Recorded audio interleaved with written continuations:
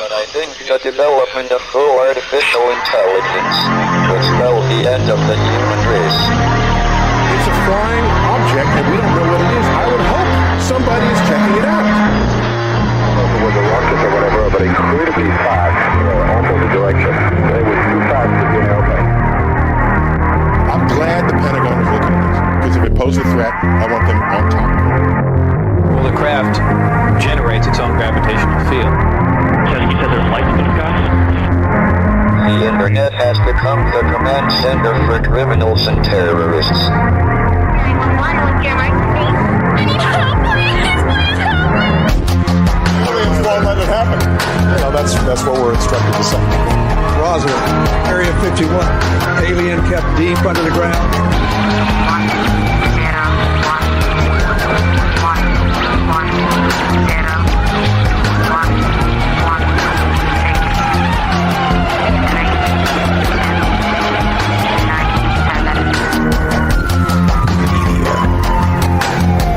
Doesn't have your best interest in mind. The government is self-serving. You're here for a reason.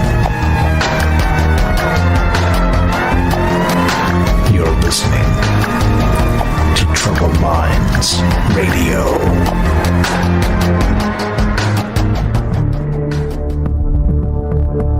Broadcasting live from a secret bunker just off the extraterrestrial highway. Somewhere in the desert sands outside of Las Vegas. From somewhere in space-time, loosely labeled Generation X on planet Earth.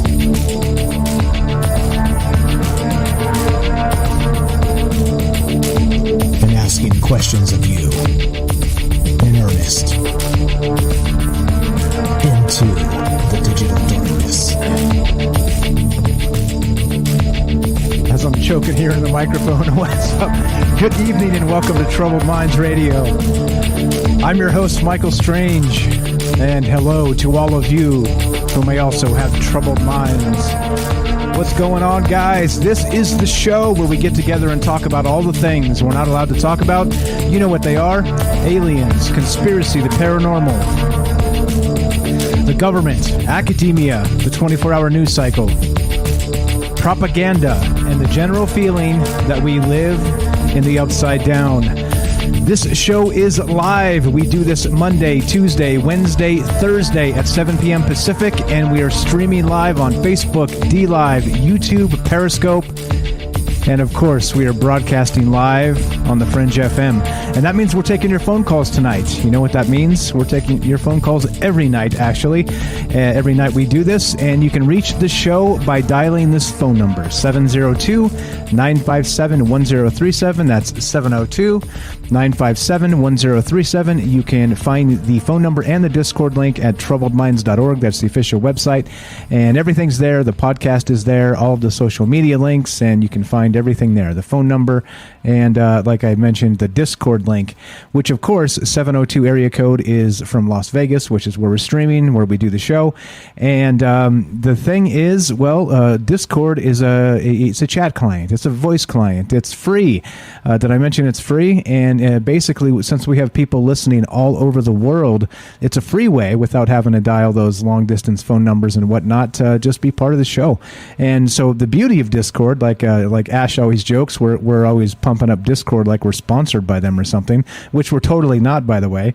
It's just, sometimes people create an amazing product, and here we are talking about it. So Discord is not just a voice client. We use it to do a talk show, and other people use it to play video games and communicate like that. You can share live streams. You can do all kinds of stuff, but it's like an old school chat room as well. You can share links and ideas and all the rest of that stuff, which is really what this is all about. So if you have not joined the Discord yet, there's a lot of smart people in there sharing amazing things all the time. So hop on in there. Again, troubledminds.org. Click on the Discord link right on top, and you can also be on the show that way. anyway.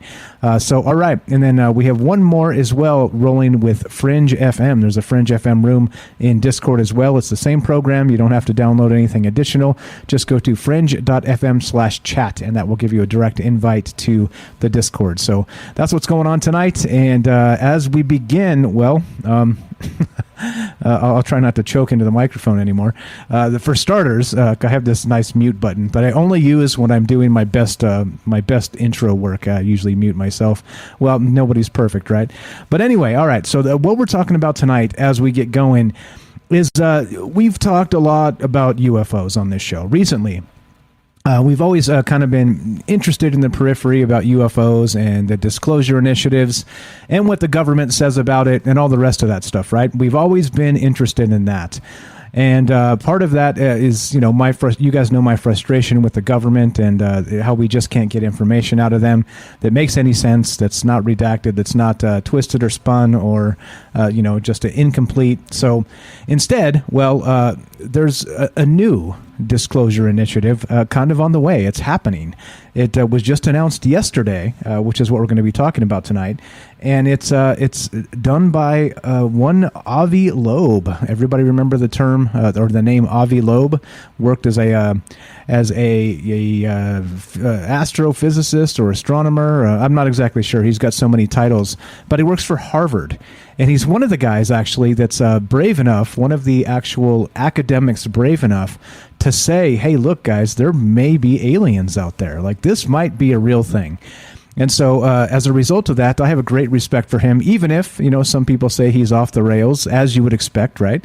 We've talked quite a bit about how there's a stigma associated with the UFO topic, and pilots and things like this can't really come forward because they call them crazy and all the rest of that, right? Including academics. Well, Avi Loeb is one of those guys that he's kind of from, he's famous anyway. He doesn't really need UFO clicks or things like this to make him famous. It has really put him to the forefront in the UFO community, that's for sure. But that's not what makes you famous. What makes you famous is being like a top 5 astronomer in the world that works for Harvard. That's what makes you famous, that type of thing, right? So he doesn't need this in particular as a gimmick, let's say. A lot of people, are kind of moving into UFOs and using it as a gimmick. Well, it doesn't have to be for that guy because he's actually, famous anyway. And so what he announced just recently in the last, I think it was yesterday, actually, this just hit. Yesterday, he announced that he's creating this initiative. Let's open this up and let's talk about this. So this is from actually the USA Today, and I'm going to link this. There's a few articles that are talking about this because it's new, it's exciting. This is a good thing. This is one of those spots where I think that we're sorely lacking in actual, let's say academics and putting their vast resources and networks of people they know really to work to get to the bottom of what's going on in the skies, right, with UFOs and the rest of that stuff. So here, let's go. I'm linking this in the chat, and you guys can find all this as usual. You guys know the drill. You can always find my sources in the description down below. You can find it on Facebook and YouTube. It's already there. I'm trying to be ahead of the game and post my links before we start here. But you can find it always there, so you can track me down and say, hey, look, Mike talked about this or that or the other thing, and read it yourself. And see that I'm not just out there making these things up for conversation. Whereas I think they do make a good conversation. I think that doing fake news is worse. It's worse. But okay, all right. So let's look at this. Let's look at this article. I've linked it in the chats, and let's see. Yep, there we go. It's in all the chats now. Okay, so now let's start here. This is really what this is all about. This is from the USA Today, and headline is this: Harvard professor leading research on existence of UFOs and alien civilizations. And that's a good thing. I think that's a good thing for us. I think that, the people that are interested in the truth and some of the things that, are off the beaten path in conversations, right? UFOs in particular. What are they? We've talked about this quite a bit at length. And I think the answers are all over the place, right? Some people believe they're interdimensional entities. Some people believe they're craft from another world. Some people believe, like me, most of them anyway, I think are some sort of a plasma radar spoofing technology that's really not being advertised to the public. I mean, there's dozens of ways to look at this and decide what's really going on. But unfortunately, we end up getting the stiff end of the shaft, if you get my meaning there, from the government, and it's not good. It's not good because they're fibbing to us, right? I think that's part of the problem here. But anyway, back to this article. So Harvard professor leading research on existence of UFOs and alien civilizations. So he's putting together his own network to actually scan the skies and get direct raw data and be able to share it with the public, right? Isn't that a refreshing thought, for crying out loud? But here we go. Let's read some of this.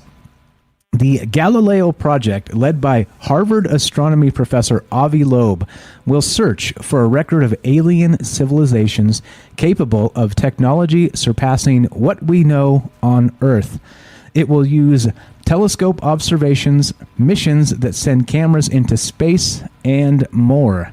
Quote, given the recently discovered abundance of Earth-Sun systems, the Galileo Project is dedicated to the proposition that humans can no longer ignore the possible existence of extraterrestrial technological civilizations. A new term for you guys to remember that would be ETCs. Again, extraterrestrial technological civilizations. So the team said in a statement, the project comes on the heels of the government's report on the UAP, unidentified aerial phenomena, and an interstellar object, Oumuamua. You guys remember Oumuamua?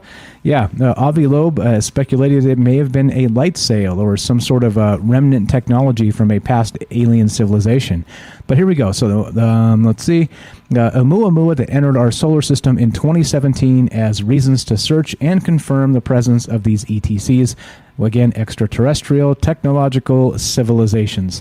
So good stuff here. I mean, I've got a bunch of clips from the actual press conference itself, which we can hear Avi Loeb and his colleagues describe exactly what's going on with this. But I can't help but be a little bit pleased with even if it's, I'm not entirely trustful of academics and academia in particular. Because, they seem to twist themselves in knots to come up with ways of looking at the world that make absolutely no sense. But, well, that's just me. What do I know? But so that's there's one opinion on that. But the problem is that, as we've said with this disclosure initiative, we had all this weird drama with everybody remember Tom DeLonge and To the Stars Academy, Lou Elizondo from ATIP that supposedly worked in the Pentagon. All of this, right, like it was an unbelievable, just still ongoing kind of mess of drama that seems to kind of spawn in and out of government circles, right, with CIA and, people that are basically, as you would expect, not being exactly perfectly honest with us all the time. And that's frustrating, is it not, for people that are literally interested in UFOs and what the truth is about what's in our skies. The government kind of spinning this stuff and not giving us information is frustrating. And then, we waited all summer and got this kind of crappy report that many of us have deemed a nothing burger, right? Everybody remember the nothing burger they released? It was a big whopping 7 pages or 5 if you take out the title and the glossary. I mean, yeah, like this is where we're at. So I think in terms of where we're heading with this, I think this is a good thing. I think Avi Loeb and his connections are going to be hopefully exciting and going to change the way we look at hopefully the skies forever. And like I'm saying, thank goodness, finally an open source type project. Even if it is from academics, I'll look the other way on that one and hold my nose a little bit. But at least Avi Loeb is open to the idea that there are extraterrestrial civilizations out there. So I'm going to play just a couple clips to get you an idea of what we're talking about from the press conference. This just happened yesterday, brand spanking new. This is all new information. And so the questions tonight, like as you're aware, this is not the answer show. This is the question show. So now, given that we have this, open source type of disclosure project happening where they're going to scan the skies with telescopes, take photographs, things like this, The question for you guys tonight is, what do you expect them to find in the sky? Now, many of us have seen UFOs or strange things in the sky that we can't explain, which is probably part of the reason why you're here listening to this. So, with the things you see in your personal experiences, what do you expect an open source project, a disclosure project, by the way, will find in our night skies? And that's the beginning here. That's the question tonight that I have. Do you think that, again, they're going to find some astonishing things and move into the same sort of government type work where they start to cover things up and just become like another not transparent organization? Or do you think that soon maybe we're going to be finding and getting real actual data from scientific sources saying, there's things in the sky we can't explain? So that's the deal, right? That's the question tonight. That's what's on my mind. What do we expect out of this Galileo project run by Avi Loeb of Harvard? And let's hear just a little bit about this in his own words. Part one from the press conference that happened just yesterday, and action.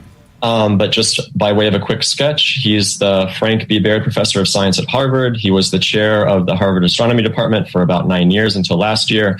He's involved in many different projects. He's got many different titles, far too many to run down here in a brief overview. But just by way of example, for instance, he's the chair of the advisory committee for the Breakthrough Starshot project, which is working to launch robotic probes to other star systems, hopefully in the next 30 years or so.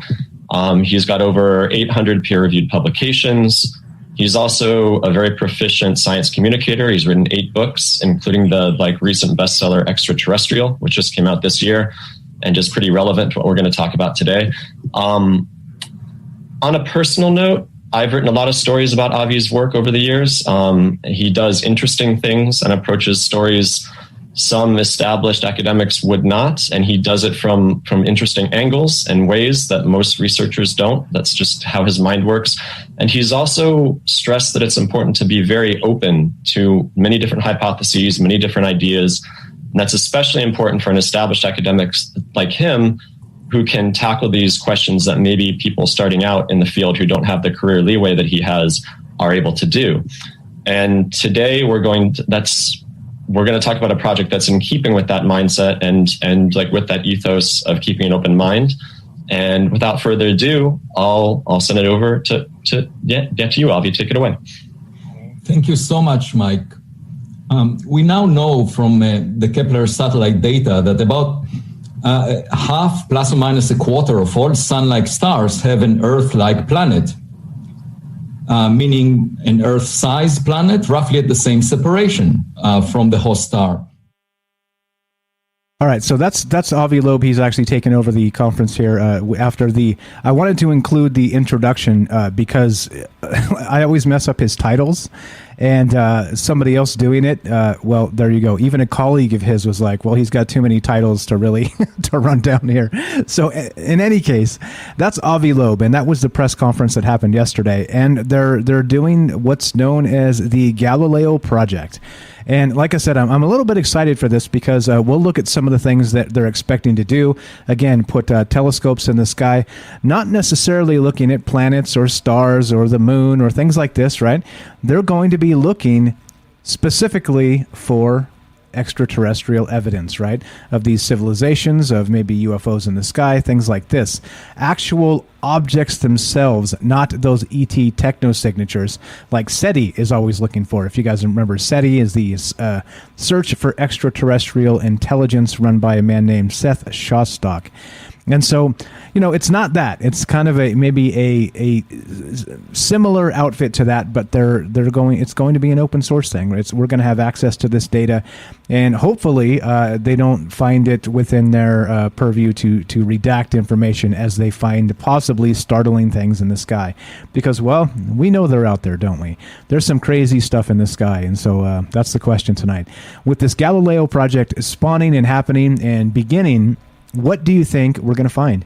Do you think that now it's a wrap for the government? They can't hide anymore because now this group of academics is going to be showing us real data, like I've said, with those those 3 Tic Tac videos. If they've got 3, they've got 30. If they've got 30, they've got thousands. Where are the terabytes, right? They're hiding them from us. They're not telling us a damn thing about them, and I don't like being lied to. So there. With that said, I don't know. I'm a little bit excited and cautiously optimistic because this in particular, it will maybe bring us that data that we've been kind of digging into and hoping for. So here we go. Part 2 of this. I'm going to play this just before we go to the break. But the question for you guys tonight is exactly as I described. What do we expect to find in the night skies? If we have an unredacted view of everything out there and actual data being pulled down by professional style telescopes and academics and people collecting data, what do we expect to find? What do you think is going to be out there? Is it going to be something mundane or something absolutely shocking? So here we go. Part 2 of this, as they started describing the Galileo Project yesterday. This is only yesterday. This is a brand new thing. And here we go. Part 2, this is Avi Loeb describing the project and what he expects out of it. So out of modesty, we should assume that under similar circumstances, we might get similar outcomes in tens of billions of other systems within the Milky Way galaxy. We can no longer ignore the possibility that technological civilizations predated us and that we are not the smartest kid on our cosmic block.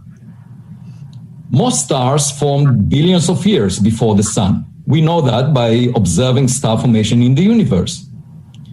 And therefore, there was enough time for another technological civilization, just one that is more advanced than ours, to fill the Milky Way galaxy with probes, with objects, because 1 billion years is enough time to travel across the Milky Way and basically populate it with artificial intelligence systems that perhaps combined with 3D printers can replicate themselves. And it is time for scientific research on this question of the sky for physical objects. And I call that space archaeology, looking for objects similar to the ones we launched into space. So over the past 4 years, there were 2 intriguing findings in this context. One is Oumuamua, and the other one is unidentified aerial phenomena. And I will touch on both in a few minutes. But a month after the unidentified aerial phenomena report was delivered to Congress, we decided to announce the Galileo Project. It's a scientific,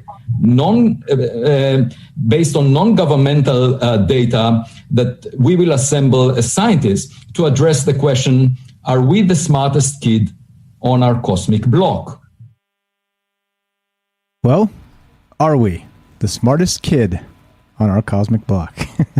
Well said, Avi Loeb. So that's Avi Loeb again from Harvard, and he's launching this Galileo Project. And so again, what do we expect to find from this? That's the question tonight. Like I said, myself, I'm cautiously optimistic here that maybe finally we're going to get some real data that's irrefutable of things in the sky that really cannot be easily filed, right? And I think that's part of the conversation here. That's why he's doing this. Well, I mean, I can't believe you're at the top of the Harvard food chain, in astrophysics or whatever he's into, astronomy or whatever that is, and he's needs money. You know what I'm saying? I think that I don't see this as a money grab. I don't see this as anything other than, for now, I'm going to believe that they're kind of doing this in earnest and actually want answers to what's out there as part of the mystery of the UAP, the unidentified aerial phenomena. So interesting and pretty cool that this is happening. And I don't know. As always, though, what do you guys think? So the question tonight is, as they launch this Galileo project, which is supposed to be some sort of open source thing where we're going to be able to access the data all the time and do the rest of that, well, what do you expect to find? Do you expect to find something absolutely out of this world, insane, crazy style? Or do you think it's going to be, this is a bunch of government UFOs flying around, and that's really what's going on here? I want to know what you guys think. Is the world ready for disclosure? And if so, what do you think is out there? One more time, looking to hear from you, 702-957-1037. That's 702-957-1037. I'm Michael Strange. This is Troubled Minds. Don't go anywhere. More after the break.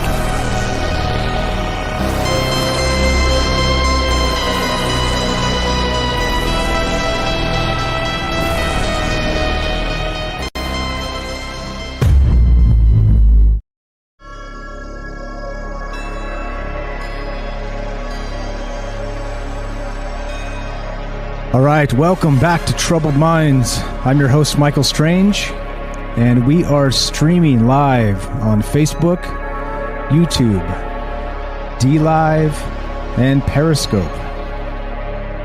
And we're also broadcasting live on the Fringe FM. If you want to be part of the show tonight, we're taking your phone calls, and we're talking about the Galileo Project, an open source project created by Avi Loeb of Harvard University to find out the truth of what's happening in our night skies.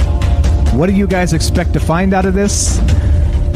Hopefully, like I said, I'm cautiously optimistic, and I'm hoping that we're able to get to the bottom of this fairly soon. I think that there's probably a ton of evidence out there as we all see it in ourselves. Well, all we have to do is go outside and look up, like we always say, right? Like we don't have to leave disclosure in the hands of the government. And so if Harvard is doing this, of course not Harvard directly, but Avi Loeb of Harvard University, he's putting together a pretty impressive panel of people that are going to use their resources and their connections to really do surveys of the night sky and maybe find the answers, maybe find exactly what in the world is going on out there. So I think that's a good thing. What do you guys expect out of this? Is this going to be, again, some bait and switch action? Is this going to be monetized behind a paywall and then ushered in as the next History Channel special? Very much like the MUFON stuff. I don't know. You guys tell me. Like I said, I'm personally cautiously optimistic, probably because I'm naive. I mean, let's just put it out there. But what do you guys think? And so, what do you expect out of this project called the Galileo Project? And do you think they're going to find anything? And if so, what do you think they'll find? And of course, as you know, we speculate all kinds of ways on this show.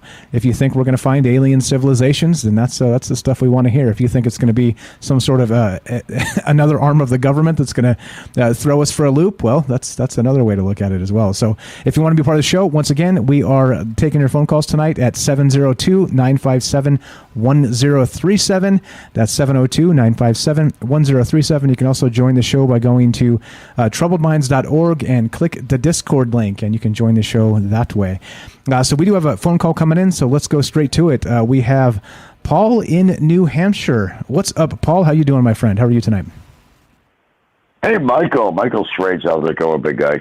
I'm doing good, man. Have you heard of this crazy stuff, the Galileo Project that Avi Loeb is starting, or is this news to you? It is actually news to me, but it's resonating news, and, I just have to roll with this. I mean, it just seems like, a nonstop barrage of, I don't know how to put it, there's just rhetoric that keeps going around in circles and circles. I've been doing this for, I don't know how long now. I dare to even say. And let me tell you, this has happened over and over and over again.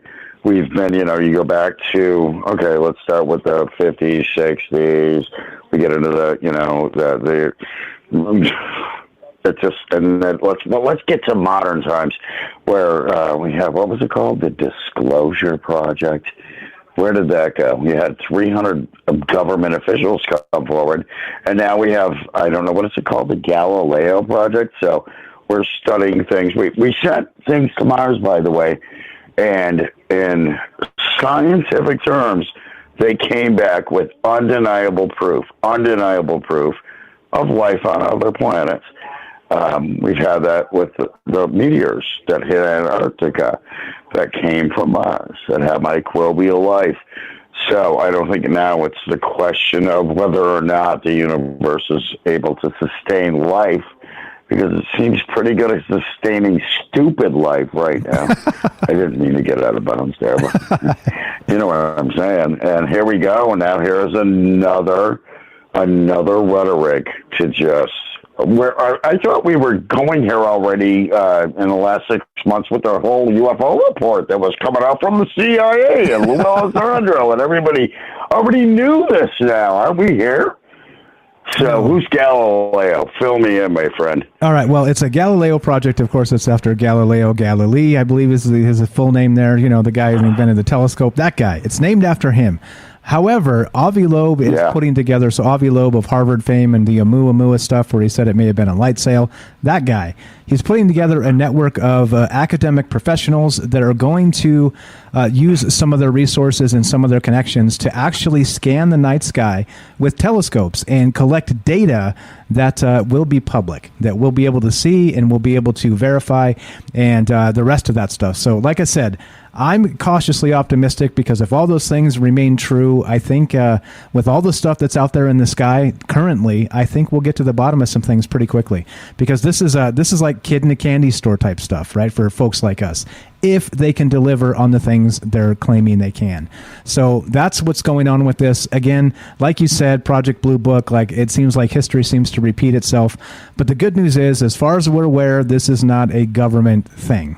So, well, right, as you know, as we all know, all the government has to do is throw some money at them, and then, of course, then it becomes a government thing. So, unfortunately, well, we'll see what happens. But that's what's going on. So, well, yeah. You know, how can I disagree with that? I guess I can't, because I was just, thinking the same thing you said. It seems to be this nonstop thing of, I mean, like I said, bring up the Disclosure Project. These people may have worked for the government, but it wasn't the government doing it. It was, you look at, what's the guy's name now with all the movies out there now? The crazy dude that everybody thinks is awesome. They can sit around and shine flashlights in the sky, and he's got movies out now. And we still get to nowhere. I didn't mention names. I was about to not mention the name as well. Thank you. We all know who you're talking about, though. Yeah. It just seems crazy to me that it just is this how we feed off this. Is how the internet, mass media, how regular media, whatever. I know there's a new movie coming out now, and I'm looking at some of the videos that they're showing, and it just seems to be the same old crap over and over again. I don't know how, the UFO disclosure people are doing now with this, but I'm sure they're upset because they had planned on this happening, maybe to, get that free energy and cures instead of treatments. But we're still being treated, and we're still not being treated like intelligent people. I think that's part of the problem. I think that, we need to do what you're doing and talk about it more. And are we ready? I was watching some of the comments and looking at this, and I guess we get right to that point.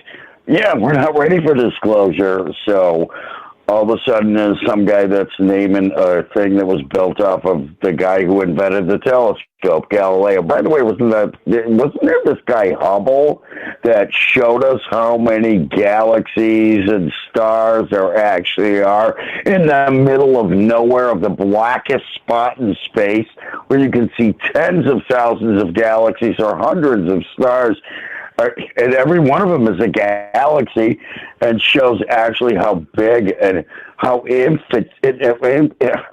What's the word I'm looking for? It's just infinite. This goes on.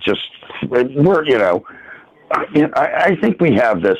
The human mind can't comprehend how big this universe is, and if you look at science, an actual science, I'm not talking science that the people on the news are talking not about. Fauci right now, science. No, not Fauci science. We're not talking about that. Not science that Dr. Fauci's talking about. I'm talking about the actual science that the fact is there's more grains of sand on every beach on the earth. Every beach. If you guys go to the beach, look at the grains of sand. There are more planets and galaxies and stars than there are grains of sand on this entire planet. And we're the only intelligent life. And none of that intelligent life was smart enough to get here. Here's my suggestion. I don't like to pump other people, but Watch that show Loki. I watched it last night. I binged it the last couple of nights. That was really cool. I thought it was really good. Marvel kind of has this thing. I think this was part of the education process when you look at mass media, movies, and throughout time, throughout our education process as human beings. We, you can talk about the movie E.T., you can talk about the movie Aliens. So they're either tearing us to pieces or they're just happy little guys on bikes. And we look at this whole thing, I think it's part of the education process, DNA change. And is anything new going to come out of this? I would be hard-pressed to believe it, but very happy if it did. With that being said, let's see it happen. Let's see it happen. Exactly. Show me the data. Show me the data. I'm with you, man. Like I said, because I'm naive, I'm going to be cautiously optimistic here, but I'm not expecting a ton. You can't expect a ton because, like you said, they've done this to us. Seems like a dozen times before, every decade, a couple of times for the past 70 years, and literally nothing comes out of it. So hopefully it's different this time, but we've been saying that for a long time now, haven't we? Unfortunately. Hopefully it's different this time. No kidding. Yeah. It would be really cool, wouldn't it, though, if we actually woke up one day and everything was cool and there wasn't smoke in my city from the forest fires burning down from the 18-year-old kids that lit it on fire, or global warming. I don't know what it is. Maybe it was, maybe it was, the Egyptians that didn't build the pyramid, or they did build the pyramids, by the way. I'm part of a group now that everybody that thinks the pyramids were built by aliens is nuts. I know one thing. I don't see anybody building pyramids right now, and especially the way they did that, or carving giant obelisks or moving megalithic stones. By the way, check out that big stone that was in California. How did they do that? It took a giant truck with 400 wheels. It took a year of planning to do. So the information is all there for us, and is some guy with a telescope that's going to shoot it up in the sky going to change our minds? I don't know. I mean, it would be great to see a giant mothership in the sky, but I think that the information's already out there too, and that didn't work. So all of a sudden now we have somebody else that's planning on proving this, and yeah, I think next week it'll be a different story, or next year, or the next 20 years. If we make it that long, then maybe somebody else will come along, and we'll be flying a jet through the streets instead of doing 110. We'll be doing 130 because it's not a Dodge Demon. It's a flying, jet motor. It's our flying cars that we've been denied. Hey, Paul, we got to go. You're the best, my friend. Good takes on all this, and I'm with you. As you know, we're going to keep an eye on this, and as it develops, we'll be there in the front line covering it. So I appreciate it, my friend. Everybody follow Paul. He's the New Hampshire UFO hunter. You can find him on YouTube. Thanks for the call, my friend. We'll talk to you soon, okay? Hey, great take, man. Love what you're doing. Thanks a lot. Thank you. Talk to you soon. There you go. What is your take on this, guys? We have the Galileo Project being put out there by Avi Loeb and the folks from Harvard, right? Like, there's people in the chat kind of crapping on Harvard, and I get it, right? Academia is really kind of swamped in government money, and it's, once again, it's sort of those things where narratives are, well, let's say difficult to come by, that are honest narratives are difficult to come by. And so we'll keep an eye on this. Just like I told Paul, they're a great call to kick us off. I appreciate that, Paul. And the question tonight, though, is this: with this Galileo project coming from Harvard and Avi Loeb, do you think, or do you expect that we'll find something here soon? Because as many of us probably expect, there's a ton of data out there. You can find UFOs on YouTube all the time, right? People have here in the chat have our own photographs of UFOs. We've seen them, maybe not got pictures, got crummy pictures, whatever it happens to be. But if it seems to be UFOs are out there everywhere, what do we expect to find if there's an honest open source project like this, putting telescopes out there looking for what might be coming? What do you expect? That's the question tonight. Is it going to be a big one more nothing burger? Do you think they're going to be honest with the data? Or do you think that it's going to be like, OMG, they are here? Looking for any of that stuff and anything in between. And what is your take on this? Are you, again, like me, because I'm naive, cautiously optimistic, or are you like, nope, this is not happening? But anyway, as we wait for your phone calls, because, well, that's what we do on this show. It's an open line show with looking to hear your takes. Let's hear a little bit more from Avi Loeb. He's actually the guy who put this together, and I got a couple more clips to play from him as we go tonight, so you can hear exactly how he describes this project in his own words. And in the previous clip, he noted space archaeology is kind of what this is going to be. So let's see. This is what's his name? Avi Loeb, part 3, talking about the Galileo Project. And over the past 2 weeks, I received donations totaling $1.755 million from donors to my research fund at Harvard University, no strings attached. And this is the foundation for the Galileo Project. The hope is to get 10 times more funding to accomplish a rigorous study of our goals.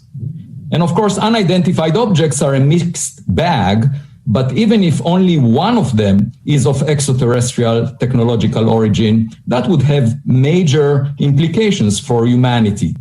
And our goal is to have assemble open data and a transparent analysis following physics as we know it. So let me go through some of the latest data that we obtained. And the first one was on October 19th, 2017, an object called Oumuamua, which means in the Hawaiian language, a scout, was discovered by a telescope in Hawaii, Pan-STARRS, and it was the first object that came from outside the solar system that was spotted near Earth. But it didn't look like any comet or asteroid that we have seen before. When it passed near the sun, the reflected sunlight implied, as it was tumbling, that it's most likely flat, pancake-shaped, the size of a football field,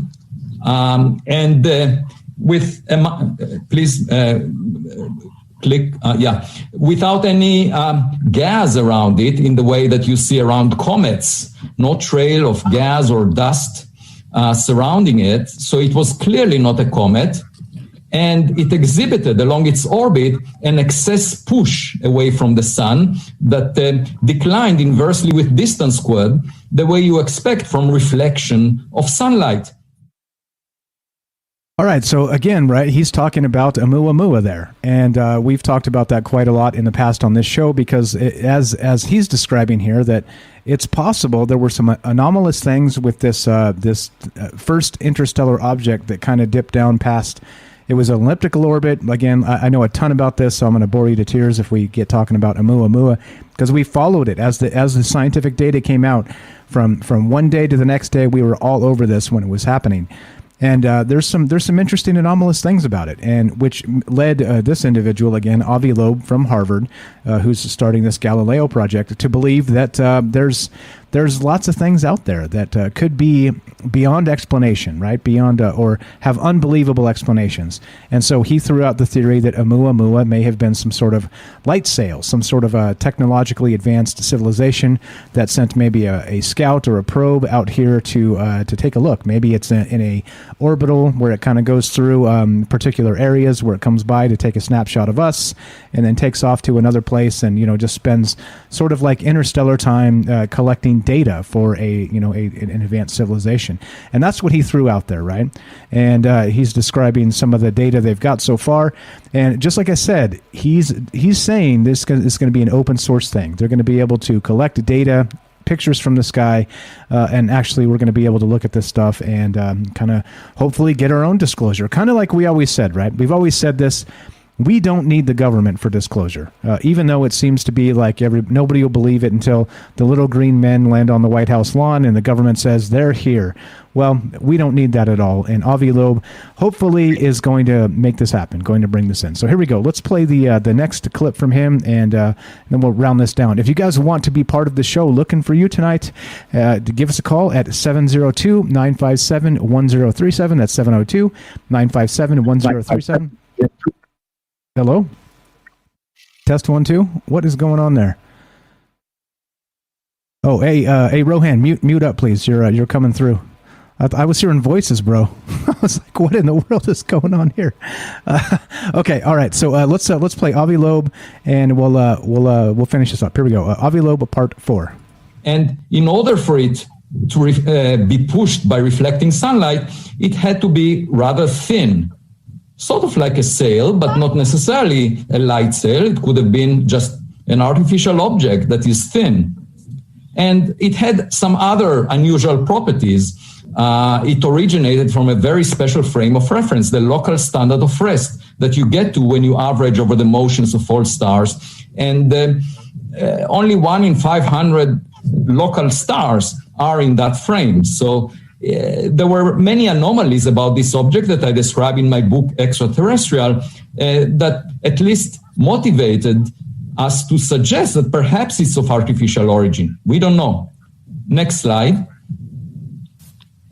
And of course, the way to settle it, this is not a philosophical question. The way to settle it is by taking a high-resolution photograph of the object, because they say a picture is worth 1,000 words. In my case, a picture is worth 66,000 words, the number of words in my book, Extraterrestrial. And what you see here is a photograph taken by the OSIRIS-REx mission that approached the asteroid Bennu and took a close-up photograph of it, and in fact took a sample that will be brought back to Earth in 2023. And if we could land on an object like Oumuamua, we could definitely tell whether it's a rock or it's artificial in origin. In fact, we can even read the label made on planet X. Good joke. All right, so you get the idea, though. So there, basically, if we have, as he noted, I think it was about 1.7 million. He got no strings attached money. He said, just again, that's what you get for being a top 10 or top 5 astronomers or whatever he is in the world. You get rich people. You get notable people that have the resources or contacts to be able to raise money for something like this.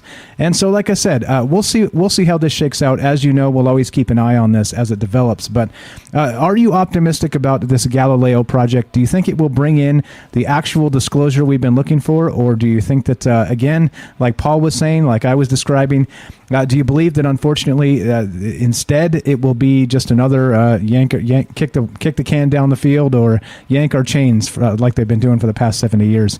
I have no idea, but I do know that if this is real and they're actually going to be truthful about the data they collect, I think that it's probably going to be one of those soon situations that we start to see some amazing things. So cross your fingers. Hope this is actually happening and that we're actually going to be able to get information out of this. So if you want to be part of the show, as always, this is Troubled Minds. I'm Michael Strange, and you can reach us at 702-957-1037. That's 702-957-1037. And the question tonight is this. With this Galileo project, what do you expect to find? Do you think it's going to be something quick? We're going to be able to dust our hands off in 6 months from now and say, told you so, they're out there? Or do you think this is going to be more obfuscation and just a donor way, a collection plate for the rich people? I don't know. You tell me. I have no idea what to expect other than we'll keep an eye on this, and hopefully we do see results within the year, which is what Karam here says. Great comment. Appreciate it, guys. One more time. This is Troubled Minds, 702-957-1037. Give us a call. And more Troubled Minds after the break. Don't go anywhere.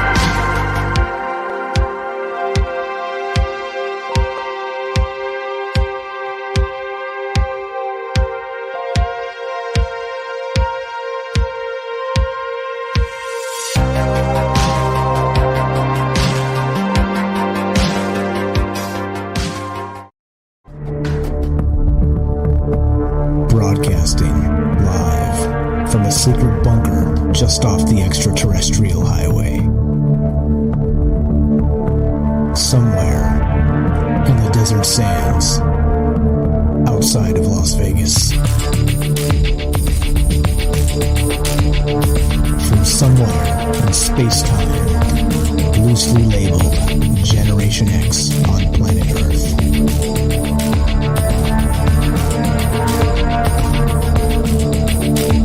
And asking questions of you in earnest into the digital darkness. All right, good evening and welcome to Troubled Minds Radio. I'm your host, Michael Strange, and hello to all of you who may also have troubled minds. What's up, guys? This is a show where we get together Monday, Tuesday, Wednesday, Thursday at 7 p.m. Pacific, and what do? That's right, we talk about all the things we're not allowed to talk about, and you know what those things are? Aliens, conspiracy, the paranormal,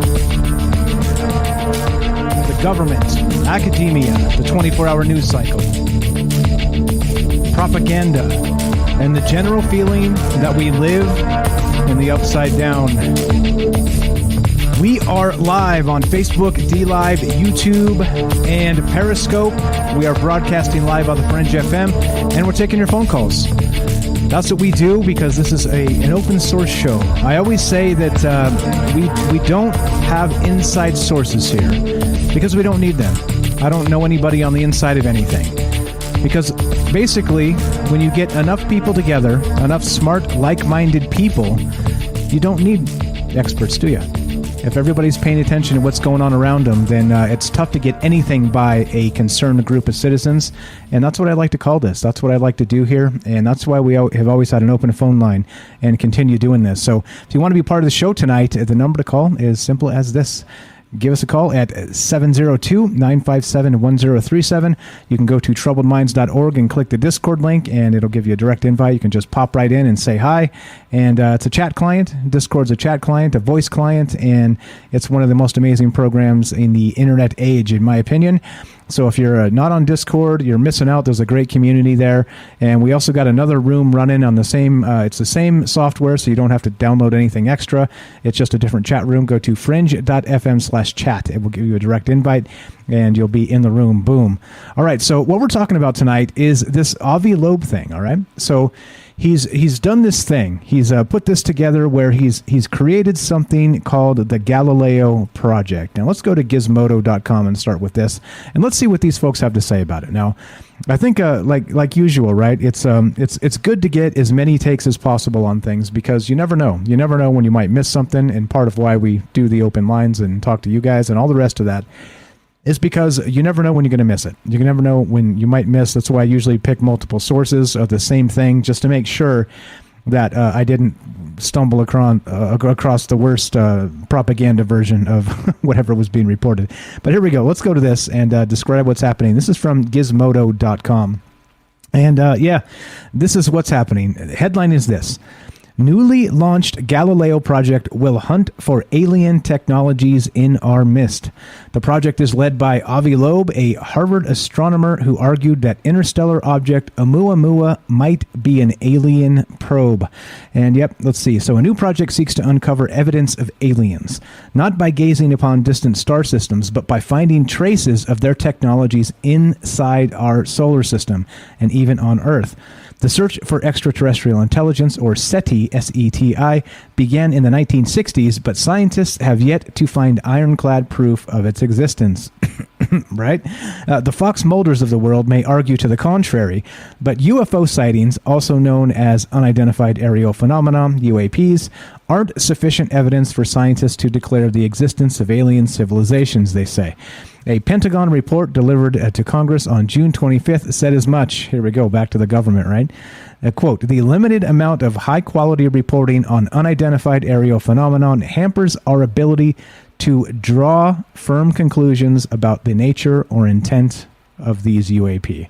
Yeah, right? Now, still, the search for aliens goes on, and it represents one of the most profound, if not the most profound, unanswered questions in science. To that end, a newly launched SETI initiative called the Galileo Project has announced its goal of searching for signs of extraterrestrial technological signatures, but instead of hunting for alien radio signals, which we've called exactly alien technosignatures, or messages encoded in laser light, as other projects have done, these researchers will be searching for physical objects located nearby. These objects could take the form of a passing probe, a small object in orbit around Earth, or, to the delight of you Fox Mulders out there, that's right, UAPs, unidentified aerial phenomena. So astronomer Avi Loeb from Harvard University is the co-founder and head of the Galileo Project, named in honor of the unfairly maligned 17th century Italian astronomer. You may already be familiar with Avi Loeb, as he made his many headlines for controversially suggesting that interstellar object Oumuamua was an alien probe, or a light sail, as we described, right? So in addition to being an exotic visitor from afar, Oumuamua exhibited a strange cigar-like shape and appeared to accelerate without the assistance of gravity, leading Loeb to infer the presence of alien technology. All right, so that's probably a good intro to what's going on here and why we're talking about this tonight. Like I said, it's not, I don't think that, this doesn't seem to be a hard thing, right? We have the technology to be looking out in the sky all the time. Kind of like we always say on this show, if you're interested and you really want to make a difference, spend your time looking at the sky whenever you can. Bring a camera, be ready to go. A tripod's best, things like this, right? Do the infrared stuff, do like full color spectrum stuff, because you never know. We've seen things that actually have appeared on infrared that don't appear to the naked eye, as actually Fred out there, Fred in Phoenix, has listened to the show for a long time, and he bought one of those infrared cameras a long time ago, and he's been out kind of scanning the night skies ever since, and finally he caught something. He actually caught something that was invisible to the naked eye, but was visible through the infrared spectrum on his camera that he got. And he was able to share those photographs with us. And so it's a real thing. It's definitely a real thing, whatever the heck is going on out there. But like I said, and like we've kind of joked in the past, do we actually need the government to usher in actual disclosure? And of course, there are larger questions here. As some have stated, are we even ready for disclosure? Kelly in the Facebook chat said no, because we're eating Tide Pods. I kind of have to agree. He's right.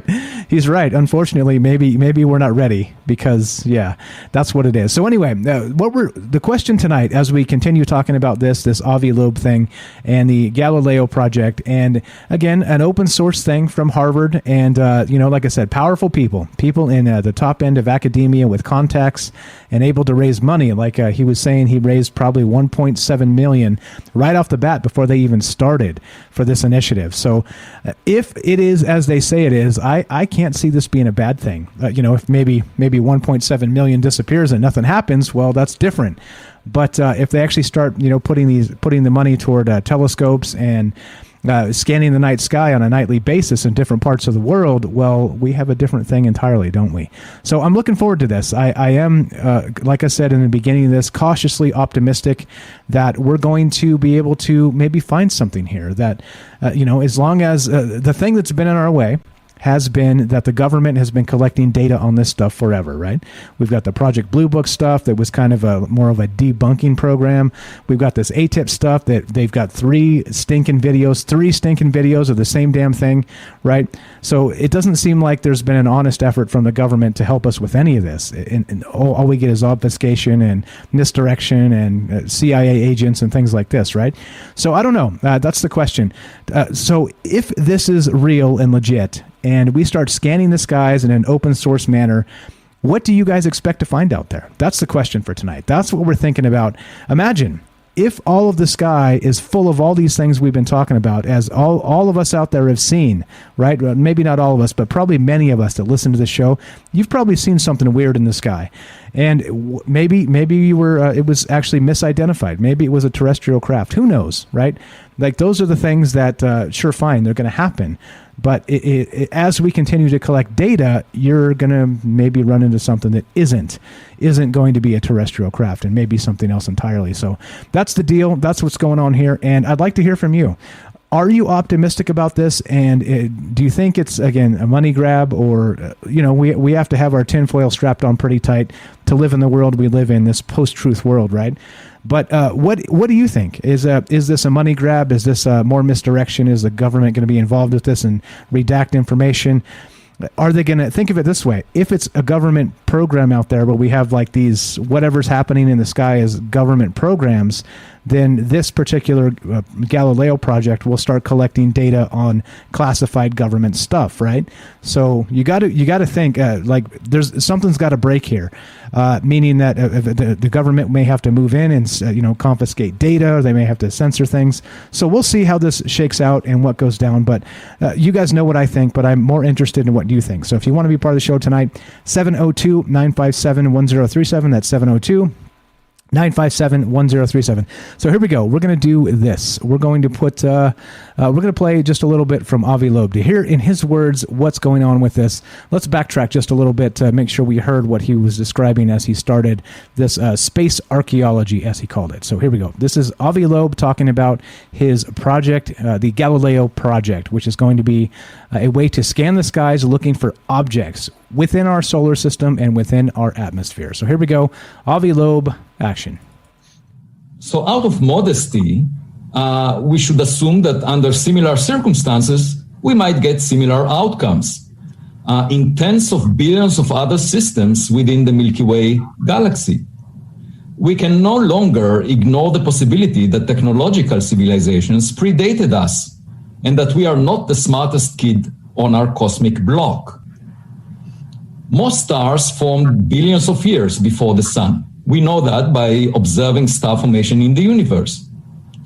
And therefore, there was enough time for another technological civilization, just one that is more advanced than ours, to fill the Milky Way galaxy with probes, with objects, because a billion years is enough time to travel across the Milky Way and basically populate it with artificial intelligence systems that perhaps combined with 3D printers can replicate themselves. And it is time for scientific research on this question of the sky for physical objects.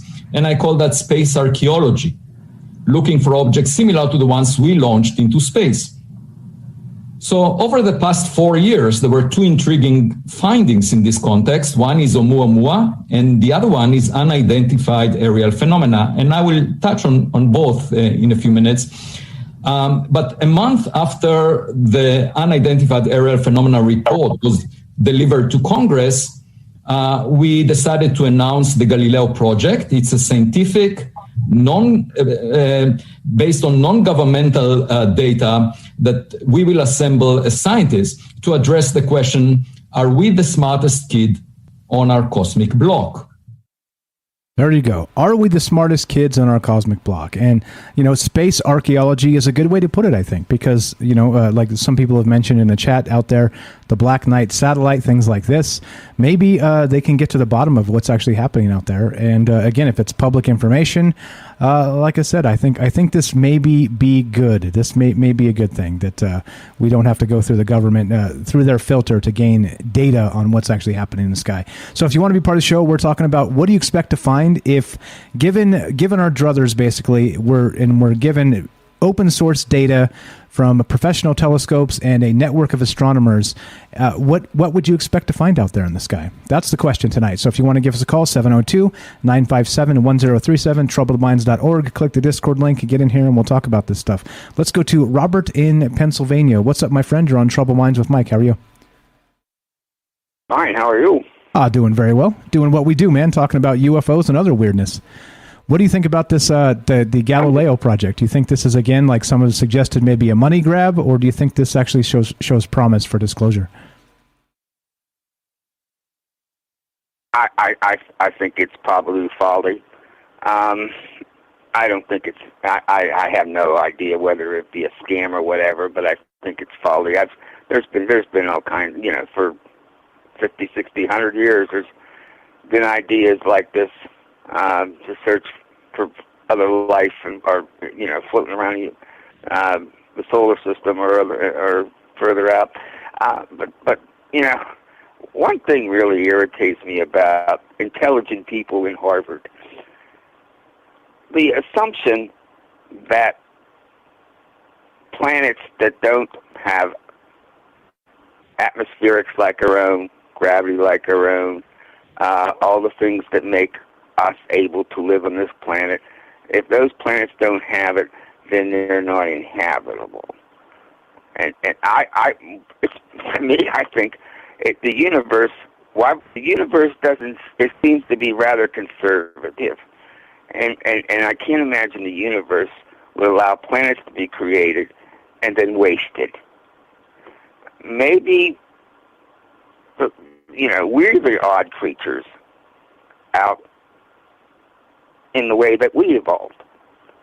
Maybe the life on other planets in our solar system don't look like Robert Aaron, Michael Strange, Vicky Collier, Robert Osborne, Robert Caldwell, or anyone else in the Troubled Minds universe.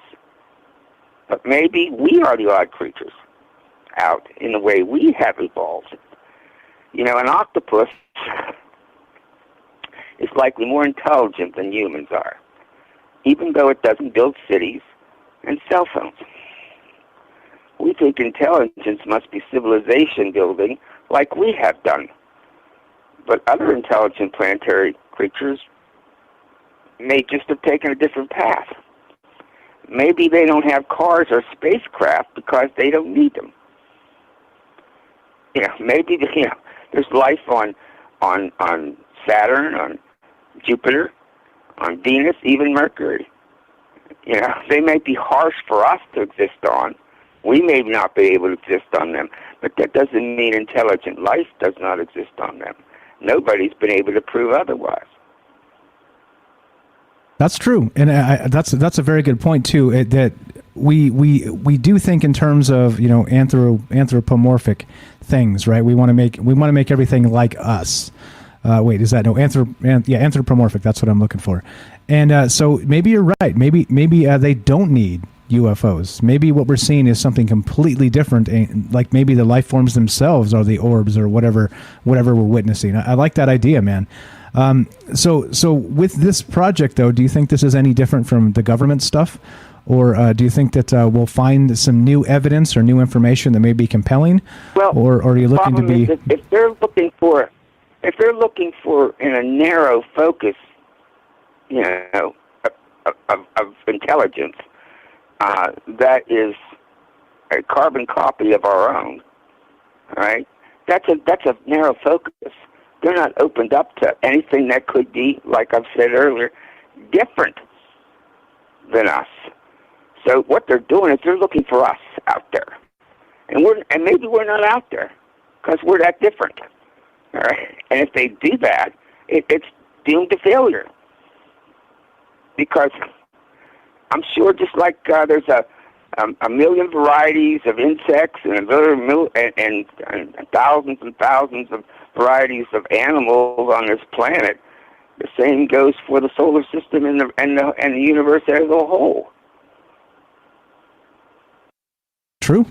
I agree. I think that, but still, this maybe they don't have television. They don't have radio. They never needed it. So you're not going to get a signal, from some planet that is broadcasting old reruns of I Love Lucy. Right. Yeah. You have to be open to anything that indicates life. Just like the Mars rover, digging down the dirt, maybe find some microbial life there. All right, that's life. It's not something that builds a city. It's not something that makes a cell phone, but it's life. And that doesn't mean that's the only life. Just like ash. Right. There may be civilizations on planets that don't live on the surface. A lot of creatures that are on our planet don't live on the surface. That's true. Can you say that ants aren't intelligent? Well, it depends on who you ask. Depends on who you ask. Some people would say no, but you're right. They're finding a way, aren't they? They're intelligent enough to make it happen, and so I think that's probably all you need, right? Right. If we started off as microbial organisms, and somehow we put it all, we blended together, we put cells together, and we became what we are. That was under the conditions the environmental conditions that we have here. And if there's microbial life on Mars, there's nothing to say that didn't happen there. But they evolved in a different way, maybe look a lot different.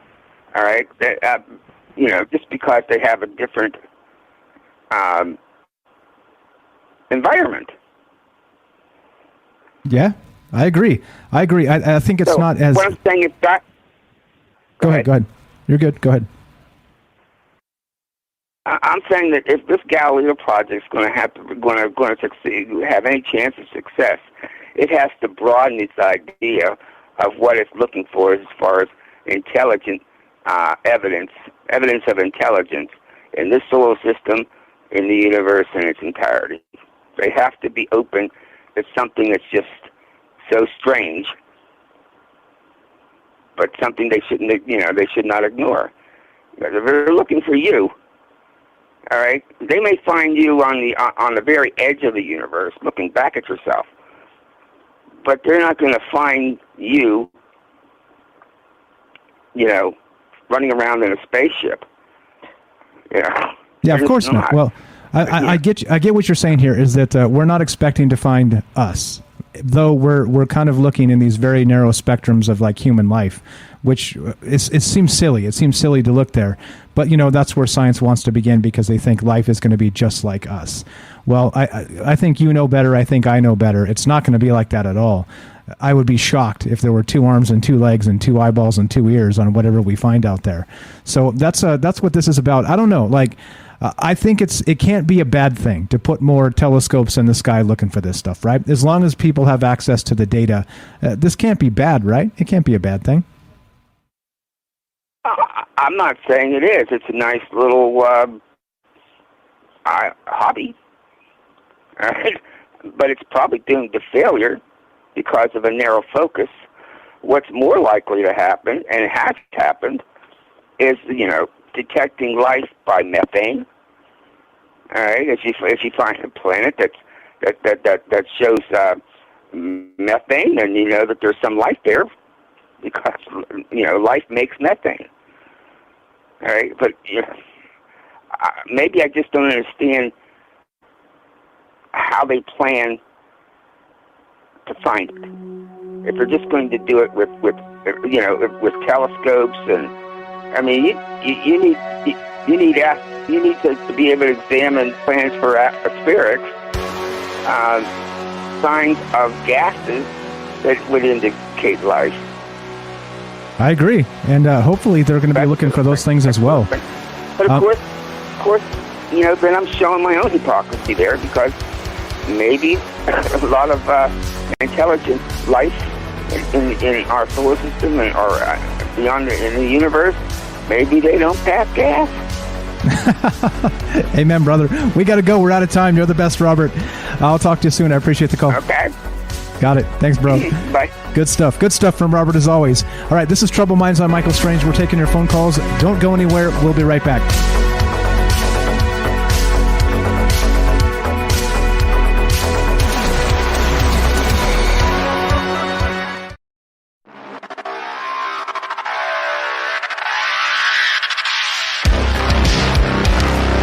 All right, welcome back to Troubled Minds.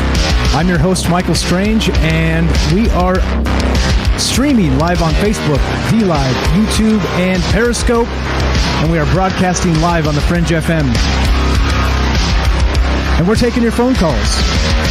Tonight, we're talking about Avi Loeb and his Galileo Project, a privately funded disclosure project where they're going to get money, they're going to get telescopes, they're going to point them at the sky, they're going to collect data, it's going to be open source, and we're going to be able to say, hey, what's that out there and them there skies? Are we looking forward to the data, or do we think, again, the government's going to step in and say, well, no, national security, you can't be showing all our classified stuff to the world. That's not well, within the purview of what the government does. But so that's kind of the thing, right? That's exactly what we're looking at here. Are we hyped up about this? It was just announced yesterday. Avi Loeb, again, is a noted astronomer that works for Harvard, one of the tops in the world, has a very powerful network of people, friends, and resources. And so maybe this gets it done. Maybe this is the shot in the arm the Disclosure Project was looking forward to, instead of, right, this Tom DeLonge song and dance of him, tweeting and deleting things. Anyway, let's go to, we got some calls. We're taking your phone calls if you want to be part of the show, 702-957-1037. Let's go to Beechwood in Massachusetts. What's up, my friend? You're on Troubled Minds. How are you tonight? Hey, what's up, man? I'm doing awesome. Really good show, really good topic. I wasn't actually thinking, lately I've been thinking a lot about divine intervention, but that's just what's been going through my head. But as far as like this subject, I think everybody should be optimistic about searching and, finding. I'm very intrigued, by what's out there. I think it's kind of an adrenaline rush, and I think it serves a purpose too. To what's actually out there, I think it's beyond your wildest imagination. I don't see that we could be the only advanced intelligent civilization. I think we're seeded from one myself. But as far as things being nearby and surveying the sky, I'm all for it. And with this particular thing with Harvard, with him, I think there may be like some inside quarrel between him and Harvard. Harvard is a weird place, man. They have a lot of pull. They're old. They've been around forever. They own tons of land. Like I shovel in town in winter. I do snow removal. And like they own just so much land. They rake in money. And one of the things that like throws me off about it with the term Harvard is how this guy got privately funded money. And he said it was like 1.7 million or whatever, however much it was. But like when you're talking Harvard, that's chump change. That's like a couple of dropouts. That's what it would cost. Right. And exactly. like Hubble telescope was like $5 billion. So I want it to be like, I want them to start a program and surveil the skies. Whether they're already doing it and not telling us is another question. But I think there's probably something behind the scenes with Harvard and him in particular. And that's like probably a separate issue from maybe how he feels about the actual situation. Yeah, that could be. That's just my gut instinct with Harvard in particular. Just them in particular, because they're such an old, dug-in organization. Yeah, you are definitely correct. That is old money for sure, and they've been around for a very long time. But again, so part of it, it's not like a direct Harvard initiative. I think it's a private thing that's happening with him, as far as I understand it. So I don't know that if it's like an actual, like funded by Harvard. I think it's completely separate. And so that's part of having friends in that network. Like you said, there's money there.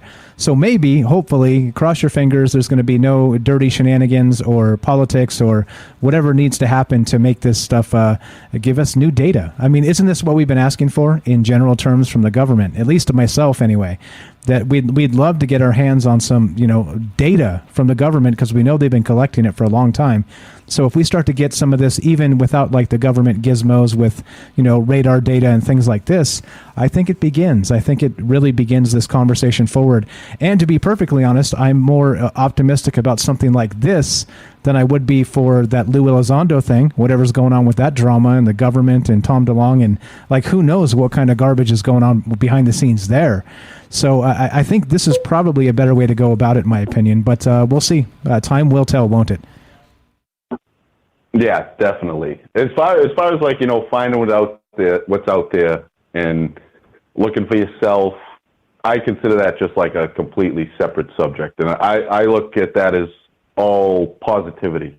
Like, yeah, you may not find anything, but I try to leave, like, although money's involved because you need money to build things, I try to leave the business world, like, out of that aspect of, like, the human's intuition to discover and to actually, discover what else is out there. And then you look at, like, here on Earth, they discover new species of insects, fish, even birds, like all the time. It's not a rare thing. It happens all the time. And people just aren't interested in it, not in the mainstream. And then the last big point, too, also I wanted to make about Harvard that I know for like 99% fact is we shovel the roofs there. So when you shovel a roof, they send you around with a maintenance man. And the maintenance man there, they got a sweet gig, man. They get benefits and everything. But we were, just talking, and the guy was telling me how they cover up a lot of stuff that doesn't make the news. And I know it might sound like a sick, weird conversation, but he was talking about the amount of kids that, like, commit suicide when they're there, like, because of the pressure in the finals, and it never makes the news, ever. Like, you hardly ever hear about it. And he's like, oh, no, there's dozens of them. And I was like, really? And he's like, oh, yeah, it happens all the time. And he's like, sometimes the family doesn't want it to get out, sometimes this, but it just wasn't in the mainstream media, and it happened. So if it happens once, it's like a cockroach. There's going to be 10 times more where, something happened and you didn't get the whole truth. And but as far as looking into space, man, I get, like, when I walk down to the beach, I know what's across the ocean. And it doesn't depress me, but I imagine what it was like for someone to look across the ocean and really not know it was across the other side. Like that, it must have been a rush. Just must have been fun. But no, great show, great takes, and I hope some first-time callers call in and give us some info. Appreciate it, my man. Beechwood, always great stuff from you. Thanks for the call. Thanks for listening. We'll talk to you soon. Okay. All right, my man. Take it easy. You too. There you go. Easy as that. If you want to be part of the show, 702-957-1037. That's 702-957-1037. Let's go to Daryl in New York. What's up, my friend? You're on Troubled Minds with Mike. How are you? Hey, Michael. How are you? I'm doing very well. What do you think about this Harvard stuff? Do you we have a disclosure on the way or more BS? Well, I think somebody beat him to this. And I mentioned her before on your show. Her name is Sue Walker, and she's got like 1,000 videos, not only of our planet, but of other planets, where she can make out, something similar to the Nazca line that you can only see from literally outer space. You can't even see it from an airplane. It's much further away. The visibility of these things that are etched into the native rock or whatever, however they make these indentations to last forever. They don't go away. They're permanent markings on the planets. So they were not just done on Earth, but they've been done on Jupiter and whatever planet she has access to with the telescope. And she has illustrations on her channel. Besides other things, she can talk to. There's these aliens in the mountains of Albuquerque or New Mexico called the Ponte, and she. I'm sorry, Daryl.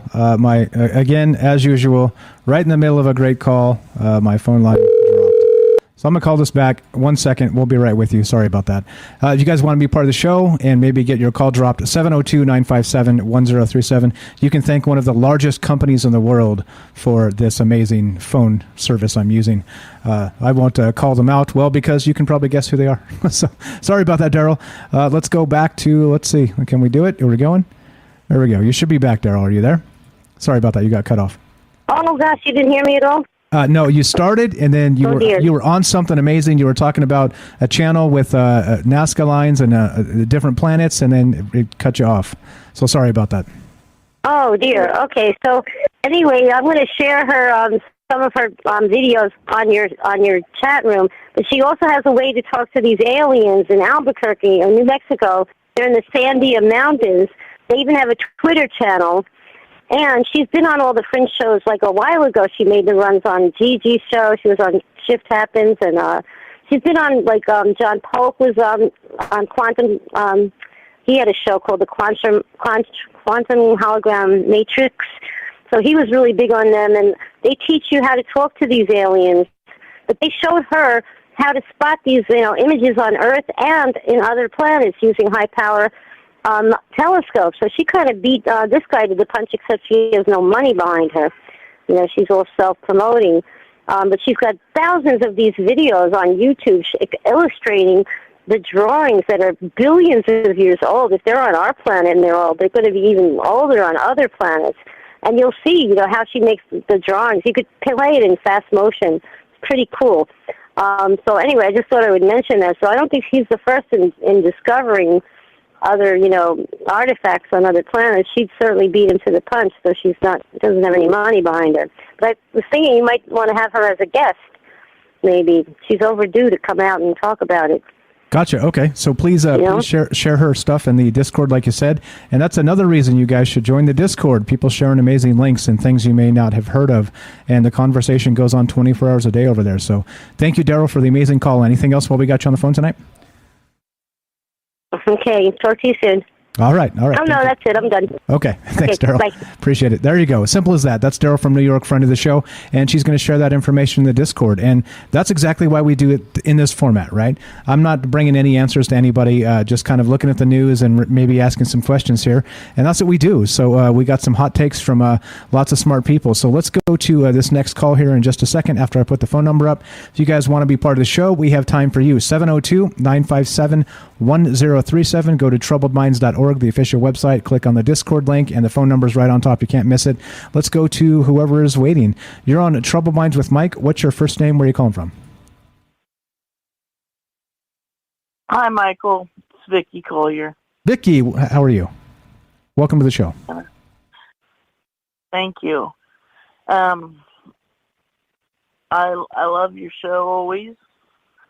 And what we're talking about today, I do not think that once he figures out stuff, that he's going to be allowed to share it with us. Because look at our government, how they're even trying to keep everything secret from us about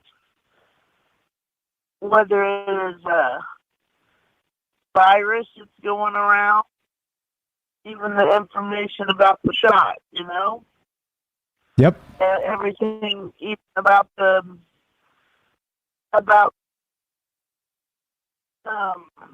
aliens, they're not gonna tell. They don't want us to know anything. I think you're right. I think, like I said, I think you're right. I think you're correct here. Is that getting any truthful information from the government has been futile for a very long time, since 1947 when they implemented the National Security Act. And since then, it's been nothing but fighting tooth and nail to get any good information.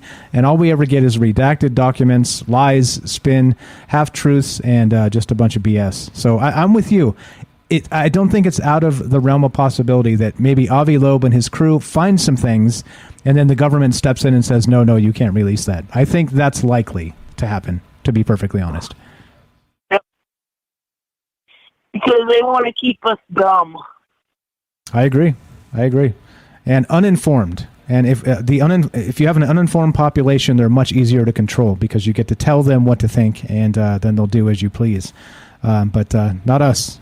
We're trying to be informed. We're concerned citizens, and yeah. So do you think then this has a chance to give us new information, or are you just pessimistic? This is just another BS thing that they're gonna send to us and say, oh look, it's the shiny new object. I think the latter. Yeah. I kind of. They're not. Oh. Yeah. So what do you think is out there for us to find? Do you think there's anything amazing that we could find, given that no government interference? I think that there could be, yes. But they're not going to let us know. Yeah, agreed. We can definitely agree on that part. And that's why we get together and talk about this stuff, because I think if you took a survey on this, we should put up a poll. Actually, I'll see if I can put up a poll with this YouTube as it goes up to see if we can get people to take it. And I'll bet you. I don't want to skew the results of the poll, so I'm not going to tell you what I think it's going to say. But I think it's probably going to be a little more in line with what you're describing here. You're amazing. I appreciate the call. Anything else while we got you on tonight? No, just a wonderful show. And so you guys made the money and stuff that you needed to on the weekend? Yeah, so the goal was actually met, and very, very good stuff. So thank you again to all the folks out there that contributed this weekend to the goal, the fundraiser. Appreciate that a lot. Thank you for staying up so late. You got it. You got it. It was fun. It was fun. No sleep. No rest for the wicked.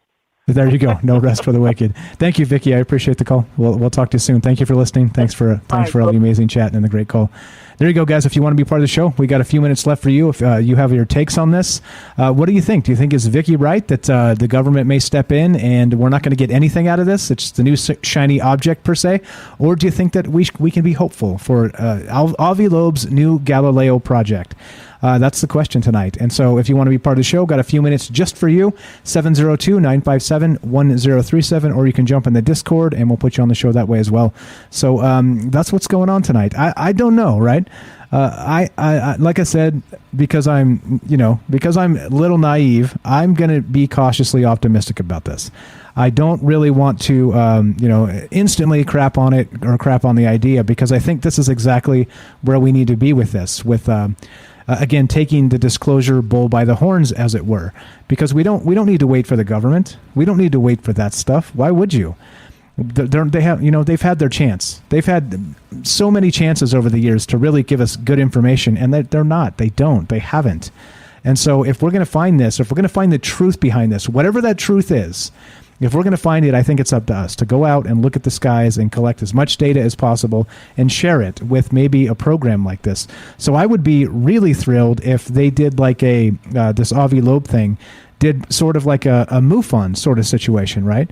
Where they had, but instead of, taking people's information and putting it behind a paywall and making TV shows out of it for profit, it was all completely open source. And we could also send our own information to one huge database that we could all access.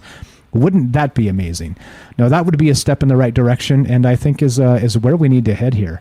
And lots of good chat out there. I'm reading all the chat, guys, as usual, trying to keep up with it. And there's some people who seem maybe optimistic, some people who don't, and I think that's why we should probably do a poll on this. But basically, what do you think? It comes down to, I can tell you what I think all day long, but it's only just one person, me, right? But like I always say, you get us together, you get a lot of smart people, and ask the right questions, and I think that it'll bring you closer to whatever perceived truth it is you're trying to reach there. So that's what we're doing tonight. If you want to be part of the show, 702-957-1037. So let me read just a little bit from this Galileo Project, okay? I'm going to put the link up here, and you guys can check it out as usual. I encourage you to read the links. They're actually all there on all the chats, they're on Facebook, they're on YouTube, and I'm linking my sources right now in the chat as well. So here we go. So here's what they say their goal is, all right? Their goal is exactly this. I'm going to read this in just one sec here after I drop it in the Facebook chat. All right, lots of chats, lots of things, trying to juggle them all and keep up. But okay, here we go. So here's the deal. Robert says this too. What's up, Robert on Facebook says, information is power, and the government will always monopolize power. And that's a good way to put this. Fantastic. Well said.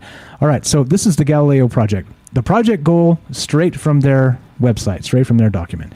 The goal of the Galileo Project is to bring the search for extraterrestrial technological signatures of ETCs, extraterrestrial technological civilizations, from accidental or anecdotal observations and legends to the mainstream of transparent, validated, and systematic scientific research. This ground-based project is complementary to traditional SETI, which of course would be the search for extraterrestrial intelligence, in that it searches for physical objects and not electromagnetic signals, which are also known as ET technosignatures, right? Associated with extraterrestrial technological equipment.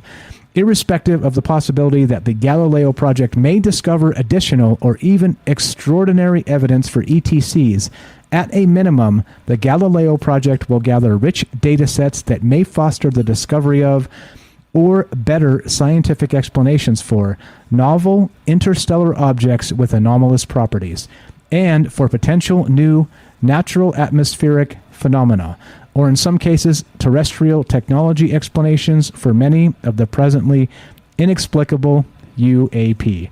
And that's I think, that seems solid to me. The only thing I would add to that is if we could submit our own evidence as well, right? If they would do something like that and allow us to contribute in sort of a crowdsource sort of way, this is what we need. This will change the game as long as they don't redact information, as long as they don't paywall things, as long as they don't let the government step in. I think this is good. I think the idea is good. It's sound. However, like always, right, we haven't really considered the meddling government yet. We haven't considered big money interests that may not want this information out there, like maybe Robert Bigelow, guys like that, who again spent all that money collecting all kinds of data and really never shared it to the world. So, it's suspicious. This type of stuff is suspicious, but I think this is exactly where we need to be based on, looking at the sky, finding out what the truth is of what's actually happening out there. So that's the deal. That's what we do on this show. Like again, sometimes we get somebody disappointed, tune into the show, and they're like, wow, where's the aliens, right? Like, well, how come you're not telling me about, Alpha Centauri and the guy that came from there and, abducted this guy and that guy? We do that sometimes, but it's not really what this show's about. This show's about kind of watching the news cycles. This show's about asking questions, and this show's about asking you what you think about it and getting enough people together to get some really good ideas of what's happening in the world around us. That's really what this show's about. And yeah, we talk about ETs, we talk about UFOs, we talk about all kinds of stuff. So, sorry if you show up and you wanted me to talk about, I don't know, the whatever it is. And yeah, I see some of the reviews out there. You know who I'm talking to. Anyway, so point being is that we do this, again, like I said, Monday, Tuesday, Wednesday, Thursday at 7 p.m. Pacific, and we'll be back tomorrow night at 7. And we'll have Ash the Reptilian from Mars here for our Weird Wednesdays because, well, every time Ash shows up, things get extra super weird. So that's what's going on with this show. And again, like I said, we have time for you if you want to be part of it. We're always taking phone calls, 702-957-1037, and that's that. But as we finish up, don't worry. The bad news is we're done for tonight on The Fringe. The good news is you have Joe Roop Lighting the Void coming up next if you're listening to The Fringe FM. If you're listening to us on the podcast feed, the D-Live, Facebook, YouTube, or Periscope, there is a third hour of Troubled Minds on the way. So we're still taking phone calls and still considering this may be a good project or a bad project or whatever else it is that you guys consider this to be. So we're still doing that. And as we finish, let's play some music. Let's do our thing. Let's do the radio thing and smash the music button.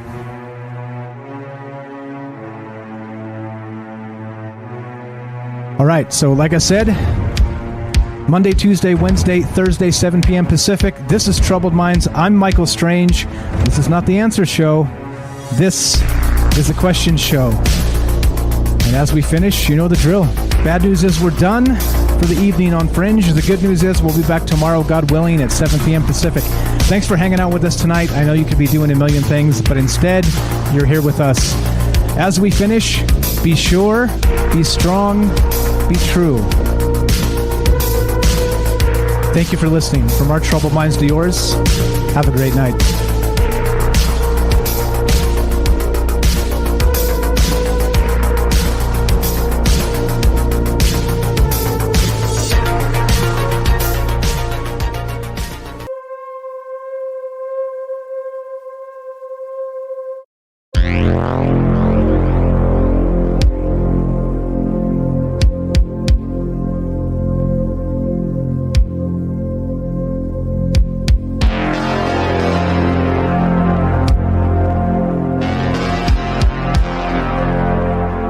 We are off the Fringe. You guys know the drill. This is where we let our hair down. I'm going to drop my pants because, well, why not? And let's do this. Let's get a little bit weird and continue talking and thinking about what is happening with this disclosure project. We have Avi Loeb and the Galileo Project supposedly going to be an open source disclosure project with private money funding, and hopefully we're going to be able to participate and access the data directly. So, like I said, this is an important thing. If this happens, well, it's definitely a tool. And so many people have tried this before. I think Tom DeLonge actually tried this with Project Adam or some other things. But people have described things like this that are connected to the government as being, well, they were going to collect data and just feed it straight to the government, which of course wouldn't give it back once they parsed it. Problems, right? This seems to be something else. Anyway, I'm still looking to hear from you guys tonight. We're talking Avi Loeb, this Galileo Project. What does it mean? Is this where the future needs to be as far as disclosure? Looking to hear from you. 702-957-1037. 2-minute break. More Troubled Minds on the way. Don't go anywhere.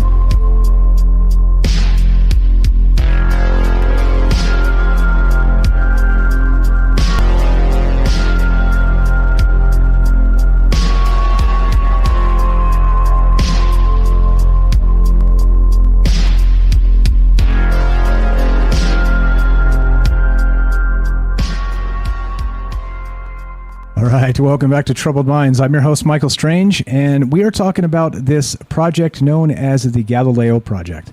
And of course, Avi Loeb brought this out yesterday in a news conference, and there's a whole YouTube video. It's an entire hour long, and there's a lot of good information in there. And sort of again, back to what the idea is behind this is it's disclosure, right? It's actually learning about what's happening in our atmosphere, on our Earth, in our solar system, and pointing telescopes and doing it without a government interference. But, well, of course, unfortunately, that's as we know, right, if they start to collect, let's say, classified data, well, we'll see what the government has to say about it. So that's really part of the problem here with a thing like this. But yeah, that's what we're doing tonight. That's what we're talking about, and we're still taking your phone calls. So we'll play a little bit some clips from Avi Loeb. So I came prepared tonight because I figured that we get less calls than usual tonight, and it's been about average, but it hasn't been off the hook like some other nights. But I brought clips to play so I could drink beer, because I anticipated this. So if you guys want to reverse the course on me, then call. Simple as that. I had a feeling, though. But if you want to be part of the show, 702-957-1037. That's 702-957-1037. Troubledminds.org. Click the Discord link. Get in here and let's talk about this stuff. Is this...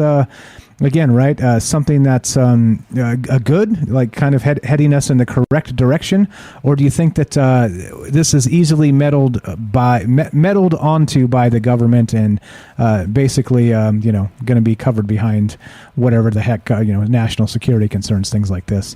I think that's the question tonight. I see you there, Kelly, so whenever you're ready, buddy. But we are still taking your phone calls, guys, 702-957-1037. And we got Kelly here, and he's going to be ready whenever he's ready. Let's see. What else do we got? Just reading some of the... Richard says, Monday, Tuesday, Wednesday, Thursday, everybody's talking about pop music. Pop music. What's up, guys? What's up, Kelly? How are you? What's up, man? How you doing? I'm doing well. Thanks for asking. What do you think about this? You probably hadn't heard of this yet, because it's brand spanking new. Yeah, I haven't heard of this particularly, but yeah, Avi Loeb, everybody knows him for the scientist from Harvard, with his thing on the Muamua. But no, this is the first time I ever heard this. Yeah, literally yesterday they released the press conference. I'll actually put that YouTube video in the chat if anybody wants to watch the whole press conference. But this was literally yesterday. It just went down. So yeah, what do you think about it though, from what you've heard so far? I'm like you. I'm going to be a little optimistic. Hopefully that, he doesn't get reached out to by a certain government. You know what I mean? So he, because just like everybody else too, they get swayed in a particular direction, and you don't get the truth anymore. So yeah, I mean, especially being a Harvard, what I like about the guy was, he was the first. Well, I wouldn't say the first, but he was a Harvard university, professor that came out, a science professor that, with space, and they came out saying that, hey, this could be an alien probe, which was pretty amazing. He came out and, he, instead of, those type of people like that, that's, in those type of establishments, they're going to get frowned upon, or, sometimes they would like to try to shut them down, or even get rid of them out of the, those universities, because, You know, it's going against what their narrative too. Yeah, here's actually a good take from the chat here. I hadn't seen this, so let's see what you think about this as well. It says, Mike, Robert says this on Facebook. Mike, maybe this is the way for the government to save face from lying forever. I think that's a good take there. Maybe it's a way for them to maybe be a part of this instead of trying to shoot it down, right? That would make a little bit of sense. Yeah, but he's saying that it's not going to be government funded, correct? Yeah, so it's going to be privately funded. Yeah. I mean, yeah, it could be. I mean, you couldn't take that away. But, you know, for me, if he wants to, like, look for objects, you know, that he's explaining that's even in the atmosphere or, you know, in, I would say, our solar system or even, you know, deep space, I would suggest that he get a hold of a man named John Leonard Walson. You ever heard of him? No, never heard that name. He does a lot of videos. There's 3 of them that I'll post, and but he's an amateur astronomer and an astrophotographer, and the stuff that he's captured is pretty amazing. I mean, they're spaceships, but they're massive in size. They look like things that would be. I mean, you can't. From what he's captured, you know, when you see him, I mean, there's light glistening off of him, like obviously like the sun or something. But these things are massive. They have to be miles wide. And what's interesting is that when he's filming them, you know, it shows him. He's got pictures at first he shows, and then he'll show you what he's filming, right, through, you know, his computer system. But then he'll show himself videotaping the screen and then looking, you know, to show you that it's not fake, you know what I mean? That it's not computerized, that he's actually filming these things at the same time. So he has a telescope that's connected to a computer system, that's the next thing I want, what he's got. But anyway, he's recording this. And the things that the objects are sitting in different like star systems. Like for instance, he said one would be like in the Milky Way. He knows where, you know, they're tracking them, and he tracks them also in like the star system, Orion's belt, in the Orion system. You know, he says, you know, because they have a slow moving elliptical orbit, so it looks like, you know, they just roll with the star system, like, you know, when they roll across the sky, you know.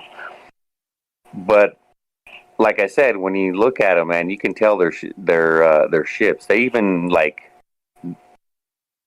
I would say, like, almost, I wouldn't say transform, but they, you know, they spread out and then you know, they'll close back up. It's like they're, you know, testing something or something. Man, I'll post it and you can check it out. There's 3 of them there is that I have seen ran across, but it talks about this man. And man, if he wants to get to, that's what I'm saying. If he wants to see something that close or in, you know, in the proximity that he's talking about, that would be one man to get a hold of, is John Walson. Okay, I'm looking forward to seeing some of those videos he's got. And I agree with you. I'm not sure what that would be amazing to have a telescope you could hook up to the computer for like capturing images, still images, or even video, and then being able to do like post-processing directly. That would be amazing. Like to do the kind of infrared filters and, you know, full spectrum color type stuff. That would be incredible. You might be able to spot all kinds of sweet things, huh? Oh yeah. I mean, the stuff he's got. I mean, the stuff I have. You know, I just need something to hook up to where, you know, do like the camera, which I can do that. But it's easier with something like that because you can control it scanning the sky. Either you can, you know, so it slowly moves with it. Like say the moon. You know, I can get really up close to it with my telescope. I'm talking like, it looks like it puts you right on the moon, but you have to constantly move it. You know what I mean? With these new ones you got, you know, you can just go ahead and just set it up and it just constantly slowly moves with the objects you're looking at. Which is still sweet. You can get pictures too. I've seen some of the photographs you've done there, right? Oh yeah. I got some pretty good stills. Yeah, I mean, but something like that, if he's looking for something like that, like a big telescope. So this is what I'm going to do when I win my this lottery, is that I want to build a telescope like universities have, the big ass ones where you open up, the doors open up, and then, you have the mirror that what some of them have the reflection with telescopes where, their mirror is probably like about 20 feet in diameter, but I want something, something a little bit better than that. I want to look into some real deep space objects, that's what I would do. And if he has the ability to do that working at a university like that, I mean, I don't know if they'll, let him do that because, again, a lot of these universities are government funded. So if he would have to do it privately. And there's a lot of private billionaires out there that has like private telescopes and stuff like that size anyway. Yeah, it exists. And that's kind of why if this is, again, like one of those things that can be done without government interference, it's important because you have access to some of this stuff anyways. Like maybe they can rent time from some of these actual, who knows? I don't know. Like, I don't know why they're raising money if they can use, university resources. It doesn't make much sense. But who knows? Like maybe this telescope was booked up, every hour for all year long, for all I know. But those are the types of things that if he can build them, that's amazing. I'm with you, man. Like I would love to have something like that. Imagine, right? I'm here broadcasting, and I look up, and there's like the observatory right above me. That would be hot, man. That would be hot. Yeah. Yeah, that would be pretty fire too. Another thing would be awesome is that you get with what's his name, Elon Musk, and have him shoot you out if you have the money, like I'm saying, if money was no object, I'd even have satellites or like a Hubble telescope. That's what the ultimate would be, because that way these governments have no way. I mean, I wouldn't even go to them for nothing, because you would have all the evidence you have right there in the palm of your hand. To fix that thing on something from outer space. Oh man. I mean, that'd be the ultimate proof of everything. Yeah, and tell me I didn't see it. I took the picture from right here. Nobody meddled with it, right? Yeah, that would be it, man. That would be it. That's hot. I wonder how much it costs to set up at least a rig, something similar. I don't know. Anyway, I guess I could look into it. Not like a huge dome like academia has or anything, but there's got to be a way for I don't know what, several, like 10 grand, maybe 15, 20, I don't know. I'm not sure how much it would cost to do something impressive that you could hook up directly to computer for imaging and things like that. But I mean, it can't be millions, can it? Oh no, you can get nice ones for, like, if you're saying, okay, it depends on how big you want. Like I've got ones where, because there's a station I want to set up when I get the property that I want here in Colorado. But I already have like the telescopes you can get, the ones I've seen about 48 inches, which is 4 feet diameter. But you can make some of those ones you can just make. You just need the mirror for the reflection. And it's got to be totally flat. That's what's going to cost you the money. But if you want like some of the computerized ones like that, you can also, probably, you can get one, a fabulous one for 10 grand. But what I'm talking about is you can actually, they make these ones, looks like a dome where you can, it's like a backyard dome. And there's probably about 20 foot in diameter. But, you can open up the doors just like that, like, the big giant telescopes that they have. And, you have like your own observatory. Yeah, 10 grand would get you something really nice. But, yeah, but no, if I'm talking like the big giant ones, like, that are like enormous. So you're talking like $1 million, right? You're talking a lot of money. 40 million. You know what 40 I'm saying? million. That's just something like that. But no, you can get some pretty nice stuff. You know what I mean? If you want to do, I wouldn't say so much amateur astronomy, but like even going up an upper grade than that. Yeah, you can get some pretty nice telescopes. I mean, there's nothing you can't get a hold of, even renting it too. Yeah, but I just wanted to also kind of bring up something. I was thinking about this guy, and then there again he was talking about Oumuamua. But I was also thinking, okay, so if you were a civilization, like, okay, say a little bit more advanced than what we are, and then you want to send some deep space probes. You know what I was thinking is that an asteroid would probably be your best bet. A hollowed out asteroid, maybe, where you can put all the instruments or whatnot. But like on the surface, you wouldn't have to worry about all the radiation being bombarded. Yes, it's going to be bombarding these things anyway, but you won't have the degradation of the breakdown of like these metals or any kind of other type stuff that you have that's going to be might not make it through space. An asteroid would actually kind of be pretty smart, actually. You know what I mean? It's already in you can send it in any kind of orbit. As you get a little, smaller asteroid or whatnot or anything, that will bounce off of it. Really, pretty much. It could take the deep rigors of space already. That's pretty actually a smart idea for a probe or something. Yeah, for sure. And well, I mean, that's I think that is definitely out of our price range. I think, even if we win the lottery, right? I think you need NASA money for that sort of thing. You know what I mean? For a civilization, you could probably just do a hollowed out asteroid and send that out. You know what I mean? With all the instead of like metals. You know what I'm saying? Instead of something that's going to be, it could run into something and get destroyed, or even through radiation, being bombarded by different solar systems.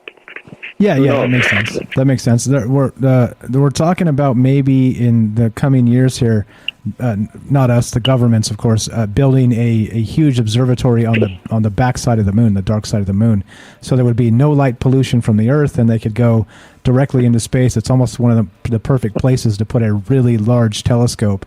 And you don't have to worry about decay because things on the moon last for a very long time. You don't have to worry about orbiting decays with the thing eventually shutting down in space. You could send people up there to fix it if necessary. So I think this stuff is coming. If we don't have it up there already, I think this stuff is on the way. Just as always, the political will, right? Like who's got the balls to say, well, this is what we're doing next and make it happen. That always becomes a problem with stuff like this, doesn't it? Yeah, and giving out that information when you do get it, I don't know, like, that's the hard part for me. If he's going to run across, if he was how to give out this information, you just send it out. I don't know, I would probably just send it out to, you can't actually send it out to, like, ABC, CBS, because, I don't know, what I mean? They're part of the whole system, too. And there's no real journalism anymore, but you'd have to get on somewhere where a platform where it's going to be seen by millions of eyes at one time before they try to shut that shit down. Exactly. Robert here says on the chat on Facebook, the deep state will infiltrate the Galileo Project. If they actually find irrefutable proof of intelligent life beyond Earth, expect research staff to start jumping out of Harvard windows to their deaths. And I think maybe that's could be an unfortunate truth here, right? Well, with that, see, and how I would try to eliminate that would be once your team is set up, there would be no newcomers in. That would be it. And that would be the trusted field that you have. Because the more people that you let in, the more of that infiltration that you're going to have. And yes, they don't even need that anymore. It's not like a spy thing anymore. They could listen through any kind of, probably any device, electronic device, but, to keep that on a hush, you still listen through walls and everything else. There'd be ways for them to do it, but how are you going to stop it when you're, like I said, if you have a platform with millions of eyes at one time, that's what you need. Exactly right. I think it's possible. Again, like these with technology today, I think they had, some project where they had people using their computers to help parse data from star maps or things like this, where it was just kind of anybody random could log into the website and it would use your computer's processing power to tap into their AI and, kind of find things in the sky. So, I mean, like there's the technology exists for, to kind of crowdsource this stuff and get more people involved than just a small team, But again, like you say, the bigger the team, the more likely you're infiltrated or who knows what the hell, man. That's the world we live in. That's the sickest part, right? Jeez. Yeah, that's true. shit, hell, we need a GoFundMe page instead of paying taxes and start putting money in that, and then you can the money, you won't even have a money problem. You can make satellite. You can have your own radio and TV stations. which is why they want the taxes, because they knew if we had it, we'd be doing all kinds of amazing shit like that, and they don't want it to happen, man. They're like, nah, no thanks. Makes sense, doesn't it? Yeah, but somebody's gonna get together, and maybe I will. Maybe I'll start something on here or something. I just got a team source though. Absolutely, man. We know lots of good people here just in this group, so let me know if it's something we can maybe start. We can maybe start it. I think maybe people might be interested in something like that. We'll have to look at what all that stuff costs, man. Because holy crap, like you said, like for one of those big observatories, you're talking millions, man. You got to start smaller than that. But yeah. I mean, it don't have to be that big, but even something half that size, you can still see some pretty incredible shit. It just need location. Exactly. Yeah, that's true. That very like the dark side of the moon. Let's put it there. Matt says the Galileo Project on Discord. There it is. There you go. Maybe, right? Yeah, I don't know. So do you think this is good? Do you think this is the way it should head? Or are you suspicious of Harvard and the way this is going down? Or you think maybe this is going to be a good thing?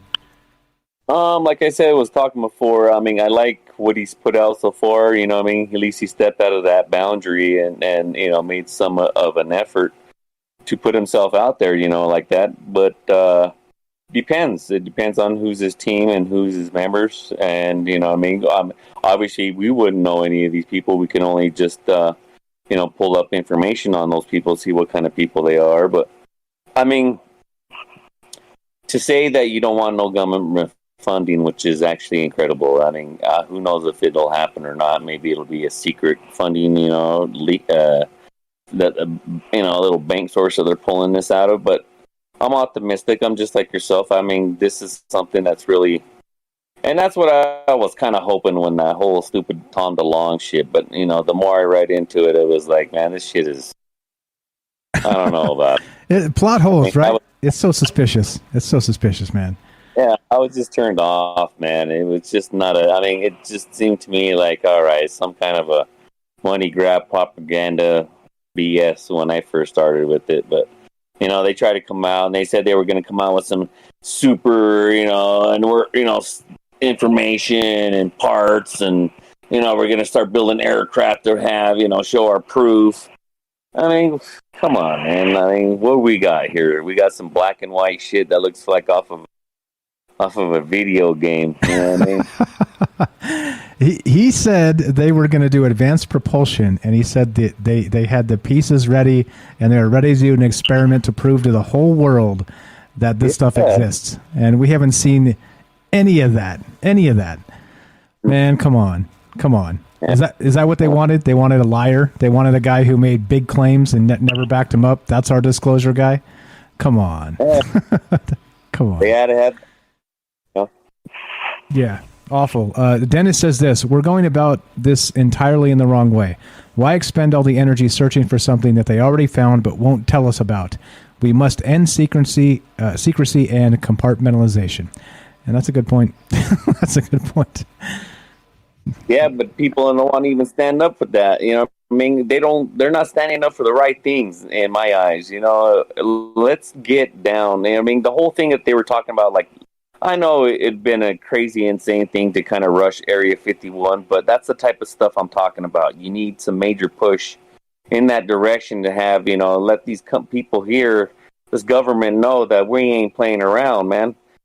Seriously, if you look around the world, you have people that are actually, talking about the jab anyway. That's not to get off subject, but these people are actually standing up against these governments. I mean, like for the stuff, meaningful stuff. And if we was to do that as a species or as the United States, let's just go with the citizens first. If we were doing that with our government, I mean, that you have to put pressure on these people. because all talk and no action, and they're just going to keep doing what the hell they're doing all the time, every day. And nothing's going to change, But to put your foot down, you know what I'm saying? But people are just, and you can't blame them, looking out for their own families and everything else. But like, I'm talking like strikes and like not even going into work, shutting this whole system down. You got to make movements, you got to make strides, you got to, I'm talking like on a mass scale, not just these, watch everybody sitting on the sideline just watching everybody else do this shit. Everybody's got to get involved. But not everybody's heart's in the same direction. So, and that's the hardest part to get. But and more or less, people are coming, around to the fact that these things are real and they're unidentified at least. Can't say what they are right now as, what I mean. But we all know, that our listeners hearing this, that we ain't never been alone. Yeah, it sure seems like it, doesn't it? Oh yeah, we ain't never been alone. Yeah. And they ain't never left. And I mean, why would you leave? You're over here, doing what they did. If history was correct on some of this stuff, even like not even some of the stuff I study, like worldwide of all this history of every peoples around of the ancient peoples. I mean, come on, something happened. I mean, there's only evidence laying around everywhere, It's just people just don't want to grab a hold of that. Yeah, or again, it's all obfuscation and hiding evidence and all the rest of that. Who knows what kind of stuff they've got hidden behind the government window, right? The opaqueness of this government secrecy. It's who knows? Like there's probably some really really sick stuff that it would crack it all open. And so Dennis is in the chat here is correct that why bother searching for something that's probably already been found? Just demand them show it to us. And yeah, I kind of dig that. It's a good idea. Activism. Yeah, but if you can't get that because shit, to let go of that type of information, it's like pulling. It's like the old saying: you got to pull my gun from my cold dead hands, And so the only way to combat that would be doing what these people are doing, And it's not like they know that we know. They just people are always talking about proof. I want to see proof, a picture or something, land on the front lawn of the White House bullshit, What do you need that for? There's been proof everywhere. I mean, the thing about it is, and I don't know why everybody's all like now they're just trying to make, to me, it's just like if it's out there, there's going to be somebody that I was going to try to debunk or talk shit about something. But like ancient aliens, they're bringing that shit up. I mean, the evidence has been since thousands of years, There's information. There's just, I mean, I can go on and on. Everybody knows it. Everybody's probably, looked at it, but. Yeah, there's a ton of that information, and the reason, the reason I'm personally negative about it is because there is some compelling stuff in that ancient alien theory, but then there's also the ancient astronaut theory. I mean, but on the show they also are off the rails constantly. Like everything is freaking aliens to these guys, And so it's like there's got to be some discernment, or else the stuff that's compelling you make it look stupid by calling everything aliens. Like I think there's a problem with that. It's like how many damn seasons? They're like 22 seasons into this. It's like, come on, guys. Like, everything's not aliens. I mean, there's things that are buried that we haven't even uncovered yet out of the sand and jungles. I mean, the more you unbury, the more shit you're gonna fucking find. So the thing about it, this is the thing, okay? So when they say ancient aliens will say yes, well, yes, you gotta always say yes. You know why? Just like here when we do on this show, you have to be optimized. You have to be optimistic about everything. Everything is possible. Anything is possible. So when you say that, if you ever try to close it down and say, it's a possibility, that's what they're doing. It's a possibility like aliens. So that's what they say. Ancient aliens would say yes. But I mean, yes, some of the stuff I've looked at, I mean, don't get me wrong. There's some things I disagree with because some of their older stuff where they, first kind of started out. when they kind of took it a little, they can, just like anything else, they take it out to, the furthest extreme and then reel it back in. But yeah, you got to do that. You know what I mean? Some of that stuff, though. But if you look at it through history, I mean, come on. Even, I'll give examples like Ezekiel will. I mean, that's supposed to be in some kind of biblical story or something, And that itself is the goddamn UFO sighting. I don't know where else to put it, Yeah. Oh, yeah. Or, yeah. I mean, I could just go on and on, but for me, I just watch some of the stuff and some of the building techniques and, all the other stuff that you just keep going on and on and on. And just, I mean, how? You know what I mean? And yet science is supposed to be, the top of the line, and they have no fucking idea. They don't even want to touch those exactly. theories because You're they right. do. It's gonna. The only thing they'll do is prove it right. Well, no, not if you ask them. They'll just dismiss it and not look at it. It's more convenient that way. It's easier. Yeah, no, I'm with you. But that's I don't know. Like I'm not like super serious here. I expect every word I say to be taken as gospel or anything. So I understand. Like when you're kind of discussing these things, that you got to have a little bit of leeway to go off the rails sometimes. So I understand. I don't know. Just my point is, like you said, there's some things to criticize about everything, and I just wish they were a little more tight on the side of things that they present. So that's all. But I'm with you. I agree.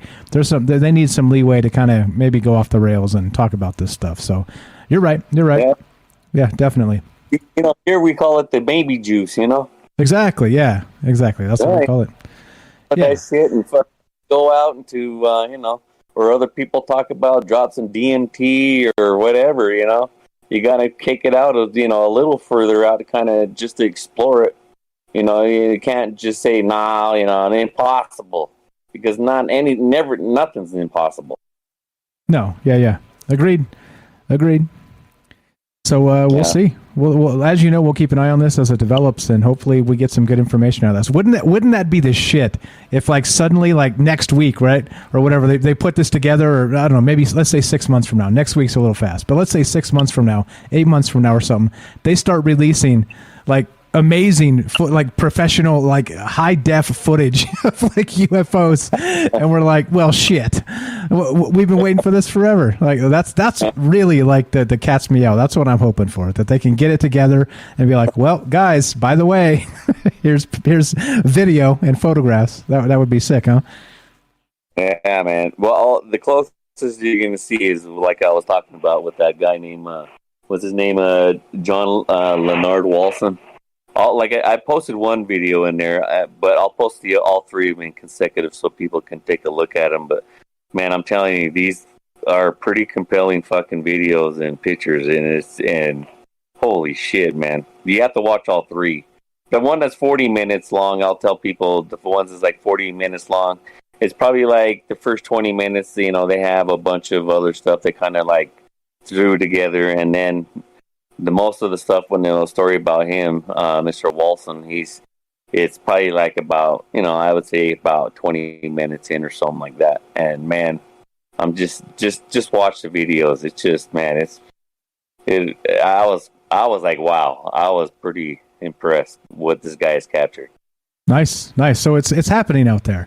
Like we always said, right? It's not up to the government. It's up to us to maybe get out there and make these things happen. So he's part of the solution. I like it. Oh yeah. Now if this guy here gets with him, this Avi Loeb, if he gets with him, then I'll be like, all right, this is somebody's playing some serious cards here. Because I'm telling you, if you see these videos, if this man can get some telescopes like he says he can, and he gets a hold with Mr. Walson, and those two get together, because Walson knows exactly where they're at. That's what I'm saying.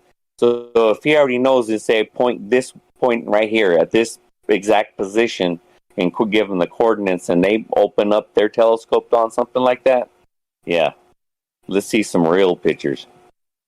Hell yeah. I'm waiting for it, man. We've been waiting for this for a long time. For like we say, right? The biggest running joke in the UFO community is, oh, there's a UFO. Let's grab the crappiest, oldest camera I can find, so we can get this blurry ass picture. alcohol fucking syndrome, shaking like a mother.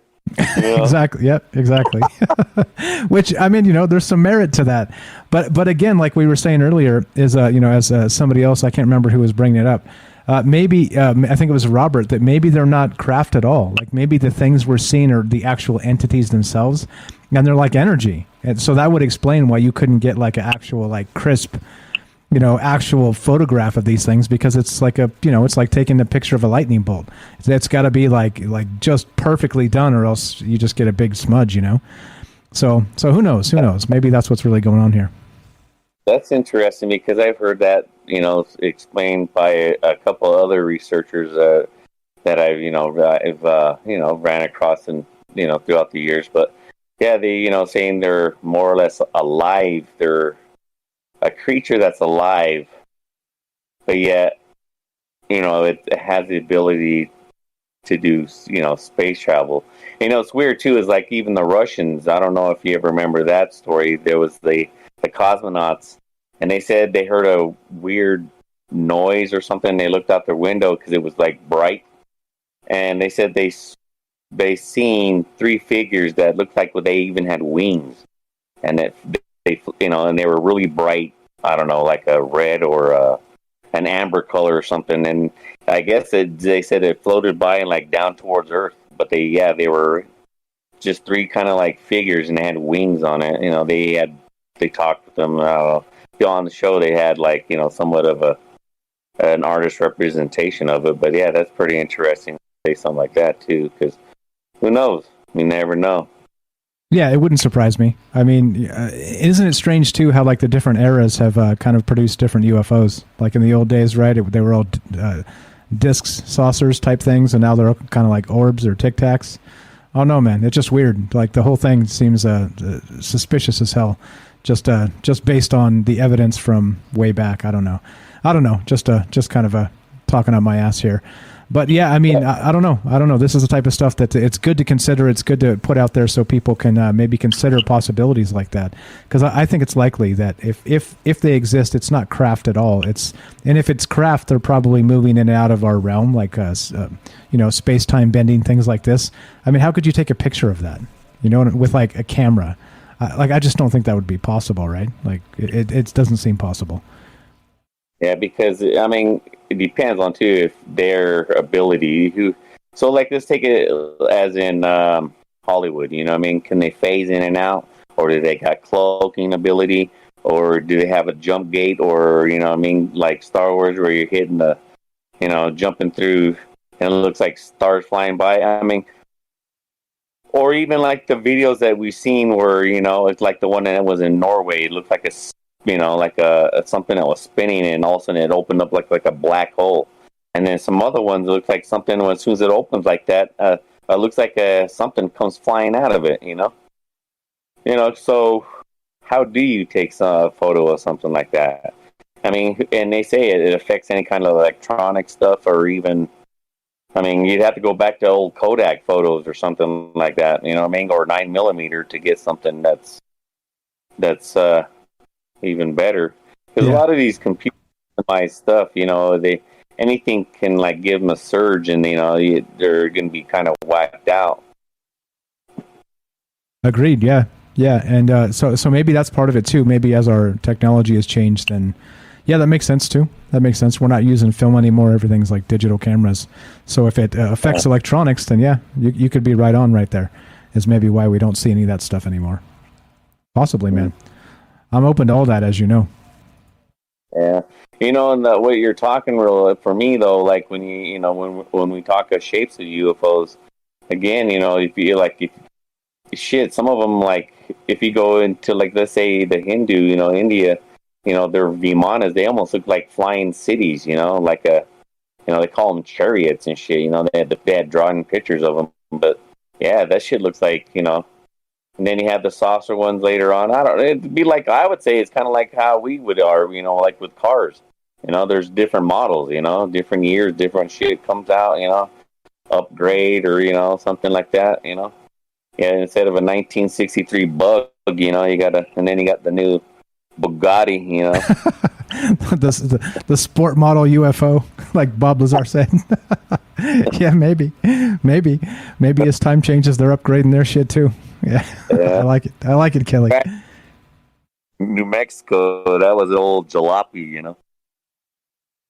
Oh yeah, and whatever the hell happened at Roswell? Clearly, they needed an upgrade to that because that MFer crashed. Yeah. It was high school kids fixing their ride, and it crashed. The jalopy, yeah, exactly. So who knows? I wonder, like, how much of that is as legitimate too. Like, people have suggested that they're coming from, maybe they're us from the future coming back to see, right? And so something goes catastrophically wrong and they crash in the past, and that's what we're seeing. Who knows, man? We should probably do a whole show on that hypothesis too. There's some people who've written books regarding that. But yeah, who the hell knows, man? Yeah. It was like that one post I did in Discord. Well, I seen it on Facebook. There was someone asked a question. Maybe it's billionaires from UFOs, or just billionaires from other planets. Yeah, I saw that. That's been going viral, bouncing around. Which is funny because we got Bezos and these assholes going into space. Did you see too? Yeah. I don't know if this is true, but they said that they changed the definition of astronaut the day that Bezos went into space to make sure he could call himself an astronaut. Yeah, they said they wouldn't give it to him because he wasn't actually in space. They're saying that both of them went to upper atmosphere. Even though it was like 50 and 60 miles above the Earth. Right. So they still don't want to give him wings. So Bezos said, "Fuck it, I'll just make my own." Yeah, exactly. He's like, I own the Washington Post, motherfucker. We'll just change the definition. edit the Wikipedia, guys. That's so stupid. The games. Bezos is offering NASA like $20 billion or $2 billion, or I think it's like $20 billion for the next lunar launch. Yeah, I got that here. Let's see. Where did I find? I got it right here. I got a fact check. False claims that Jeff Bezos is an alien and a reptile. I got another one. Here we go. From The Guardian. I got this. I'm going to link it, guys. It's actually already in the thing. Jeff Bezos offers NASA $2 billion in exchange for moon mission contract. Boy, that's not buying your way into a government contract, is it? Come on. That's ridiculous. At least he's doing it right. Coming out and, at least instead of behind the back doors and shit, where people are getting paid for it. He's just coming straight out and said, "You know what? I'll give you $2 billion for it." Exactly. That's like, how much do you think that contract is worth? Far greater than $2 billion. I mean, that's just so stupid. That's the world we live in, right? Yeah. Okay. Just go ahead and buy the government. Yeah, I don't know. Like that whole moon thing. What? Like we're gonna finally go to it now, or what? We'll find out. Do you think we are? Or do you think we're not allowed back?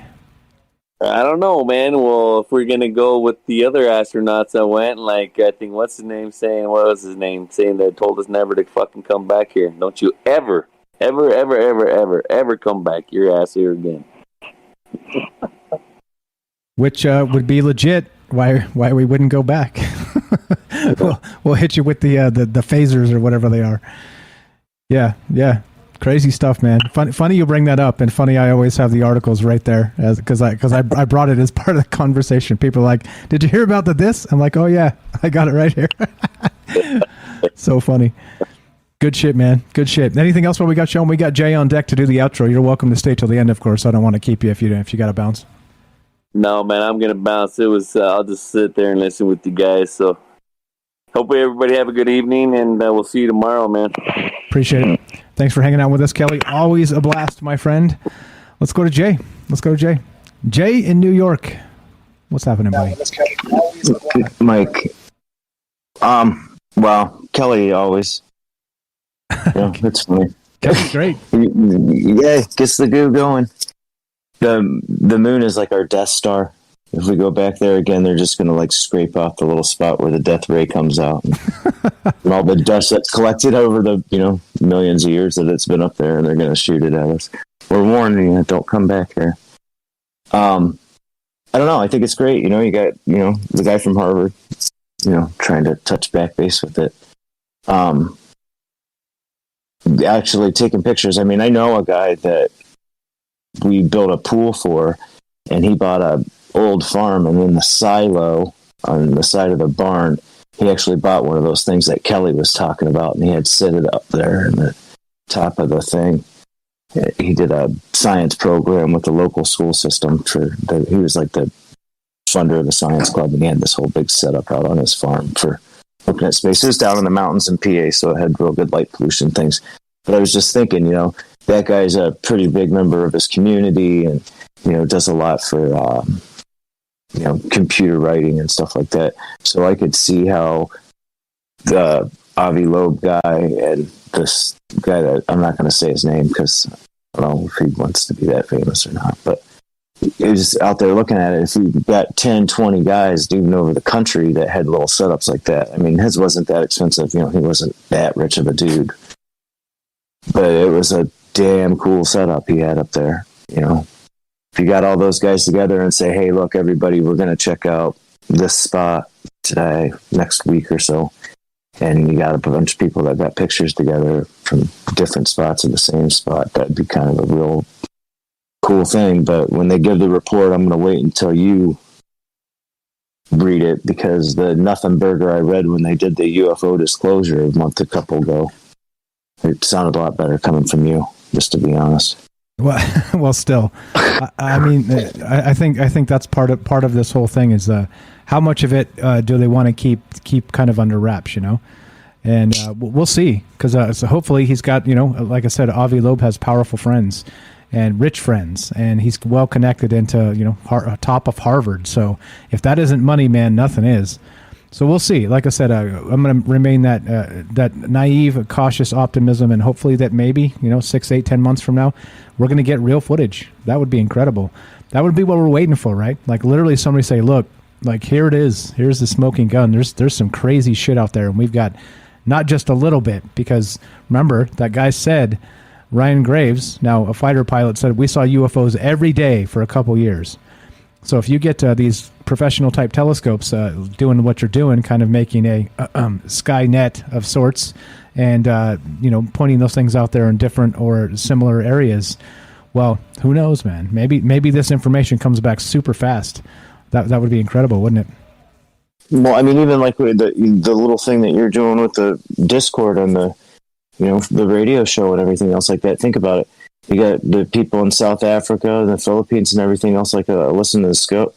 The Boy Scout troop had one. The guy said the whole setup, minus the computer, was under $1,000, and it was just, I think it was a Jason, was the name of the telescope, and it had little motors on it and stuff like that, and you could get it to track Saturn and things like that. I mean, you're not seeing that great because it was, fit in a suitcase, but it was a pretty damn cool setup. If you had something as small as that, and you had people all over the world wanting to look at stuff, and you kind of put them together, something as simple as the Discord, you might be able to find some really cool stuff, really. Agreed. Couple of comments here. Robert says on Facebook, the Galileo Project didn't kill themselves. Right, the other Robert says, the Catholic Church has a big telescope and don't ever tell us anything. And you're right, dude. Like this is exactly why it's frustrating, isn't it?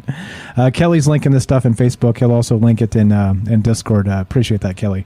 Thank you. Put it in the Discord if you would be so kind. And again, another reason why you guys should join the Discord. Like I said, the conversation, sharing links and ideas, it goes around 24 hours a day.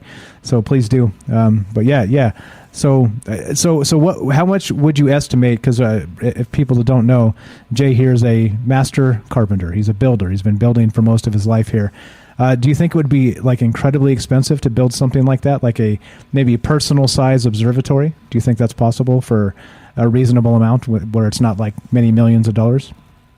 Well, the guy only got like $80 million. He did a thing with IBM here and wrote him a program, and he got it and left town and moved out into the woods. So he only had $80 million. And part of that $80 million, he bought a mountain with a horse farm on it. Okay. So that was probably a pretty big chunk of the money. So, his pool cost $250,000. So I would say probably somewhere around 10, 15 he probably spent on the little telescope thingy. Okay. I don't think it was that much at all. I mean, I know the little telescope that you can get and carry around in the trunk of your car and stuff like that. I don't want to say it's only like $700-800. Gotcha. You know. So it's so who knows? Who knows? I guess is the question then. So millions for sure, but not like 40 million. Well, no. I mean, I think probably the barn was there. You know, it was out in the middle of nowhere. I think the little setup that he put on top of the silo thing there, just to make it look funny, you know, I'd say it was probably less than 10 grand. It was just a really nice, I mean, it's probably like 6-8 foot telescope. I see. You know, in length. And it had a chair bolted to it, and, you know, you could gear it. You know, it moved. But I don't think it was that much money. I mean, you could probably put one together if you had a welder and some gears and, you know, break time solenoids and motors. You know, it's not that hard to build stuff like that. It really isn't. All right. Fair enough.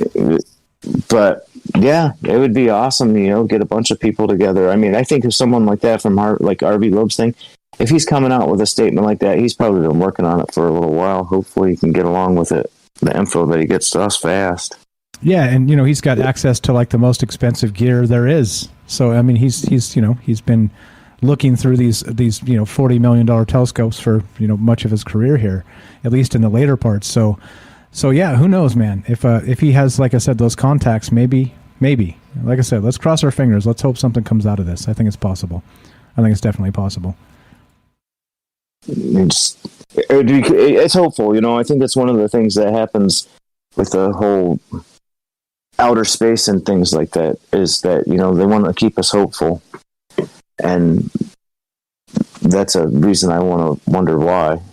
But, you know, and then I go back to a little bit last night, what Rowan said about, you know, there's a timeline.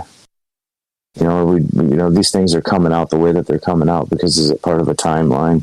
You know, sooner or later, all these people with their little telescopes are probably already seeing this stuff and calling places like Harvard, "Hey, dude, what do you think this is? I got 25 minutes of video of this thing out here around Saturn." You know, and they're sending it to him. That's what we're looking for. That's what we're looking for. Thank you, Kelly, for linking that in the Discord. Thank you very much. Yeah, isn't that what we want, though, Jay? That's what we want. We want somebody with that kind of footage, right? We want somebody with that kind of footage. That's what we're talking about here. So I don't know. I think maybe it's something to look into, and maybe a long-term goal sort of situation. But I you know, again, part of the problem too is you get these private billionaires, whatever. You know, the Bigelows, for instance. He's been into this for a long time. The UFOs and the consciousness and all the stuff, right? And he spent a ton of money on it, but he doesn't share the information. It's like, why? Like, why would you do that? Like, that's literally like you know, a paradigm changing thing for humanity. If you can prove that stuff exists and you have the data to prove it, right? But it doesn't seem like, so either they don't want to share or they don't have the data, right? I mean, I don't know. Well, that's the only two options I can see. Either they don't have it and they've been lying the whole time to con people out of money or whatever, make themselves look good, you know, or somebody came down and said, "Look, this stuff is too scary. You can't think about it, really. And if you don't see it our way, we're gonna, I don't know, shoot your dog and, you know, run over your grandma." Don't do that.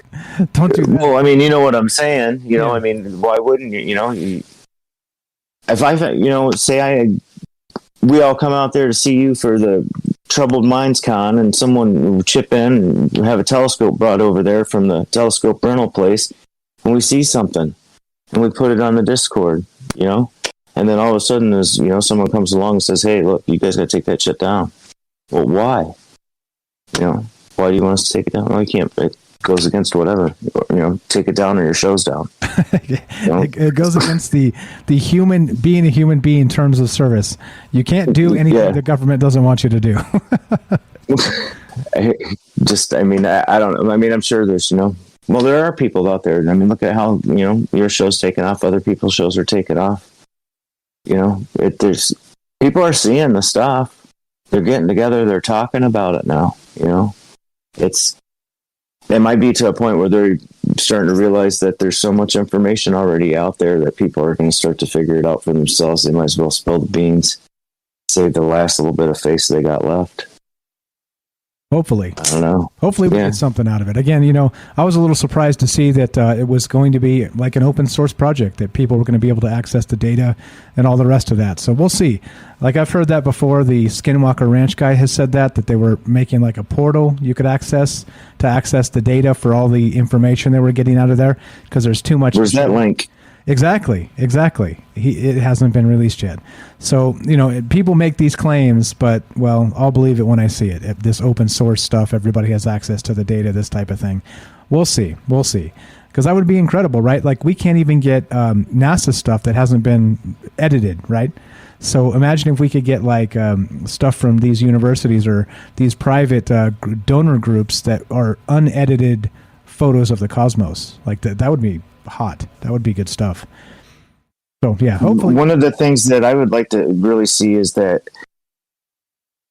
with, like, instead of the digital camera, one with film, an actual film of it, because I think we lose a lot in digital. Yeah, and that's what Kelly was saying too.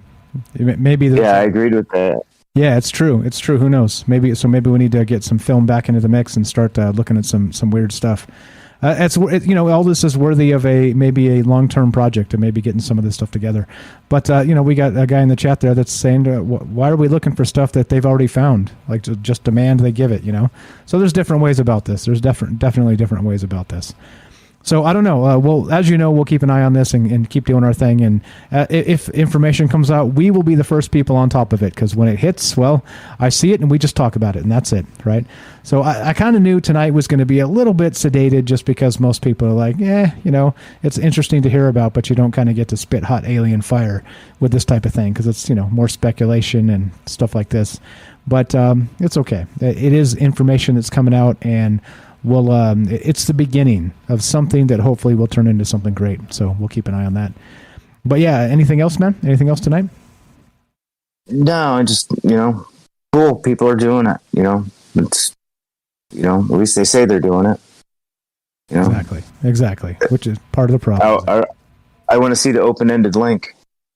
That's, let's see it. The real time. Let's see the Skinwalker Ranch stuff that they promised. Let's see this Avi Loeb stuff, open source. He says it. Again, the links are down below, guys. Go check it out. There's an entire 1 hour long press conference that came out yesterday with Avi Loeb and some of his colleagues discussing this. So check it out if you're interested. And the website's already up. I've linked it below. It's all there. And so we'll keep an eye as it develops, and hopefully we'll get some good stuff out of this. But yeah, there's Dennis says everything makes sense if you're looking at the Diehold Foundation. What is this? Diehold Foundation 2047 Nova hypothesis. I have no idea what you're talking about, man. If you got a link for that, I'd love to hear it. But yeah, let's do it. You got an outro ready for us, Jay? I got two, just because they're tossing them back and forth. They're both by Galileo, by the way. Nice, Galileo. We cannot teach people anything. We can only help them discover it within themselves. I thought, that's kind of where we are. Nice. Philosophy is written in the grand book of the universe, which stands continually open to our gaze. But the book cannot be understood unless one first learns to comprehend the language and read the letters of which it was composed. And both of those are Galileo, the real Galileo. Galileo. I can't remember his name. Something Galilee. Like Galilee, there you go. All right, there it is. So hopefully we get some information out of this. As you know, we'll keep an eye on this, and we'll come back to it. If we get information, we'll be the first ones talking about it. And hopefully we're going to be saying, holy shit, look at these UFOs they caught on video, on camera, whatever. Like, we're going to be talking about it. So come on, Avi Loeb, don't let us down. He said Oumuamua was a possible alien craft. So let's find it. There you go. Karam says, go Galileo. I agree 100%. I'm looking forward to this. Hopefully, again, we're not going to be disappointed, as we are so many times when it comes to this subject. Well, we'll see. Time will tell, won't it? Time is the ultimate arbiter of truth, unfortunately. And we only have so much of it. Oh, boy. All right. What else? What else, Jay? The time for the woo. The woo-woo? Howling at the moon. Go out there and howl at the moon and stare at the stars. Yell your woo. There it is. You can do it, man. You can do better than that, Jay. Ow! A woo! Ow! I've never been a woo guy. Ow! The woo girls. Go, The Galileo. woo girls at the bar. It's awesome. Awesome show. Thank you. Yeah. Thank you. I appreciate all you guys hanging out with us. As usual, you could be doing a million other things. You're here with us tonight instead. I appreciate that. I'm humbled by that. Thank you so much. I'm not running for office, I promise. We're going to just keep doing a radio show. So all the thank yous I say, well, it is what it is. I mean it. I'm not some devious cooking up a master plan behind the scenes. What you see is what you get. And this is Troubled Minds. We're going to keep asking questions to some of the harder things in life and the mysteries, and we're going to keep going. We're going to keep doing our thing. So thanks for hanging out again. At the end of this, thank you, Jay. Thank you, Kelly. Thanks, Robert. Thanks, Daryl. Thanks. See, I can't remember all the calls. Thanks, Beechwood. Beechwood, yep. So if I forget somebody, I'm sorry. There's just too much going on. I'm reading all the chat in my brain. I have I don't even know how many gigabytes I have flowing through my brain for every show because all the chats and all the calls and all the stuff I'm doing. And anyway, so if I left somebody out, I apologize. I promise I'm not running for office, but I do appreciate you. Thanks for listening.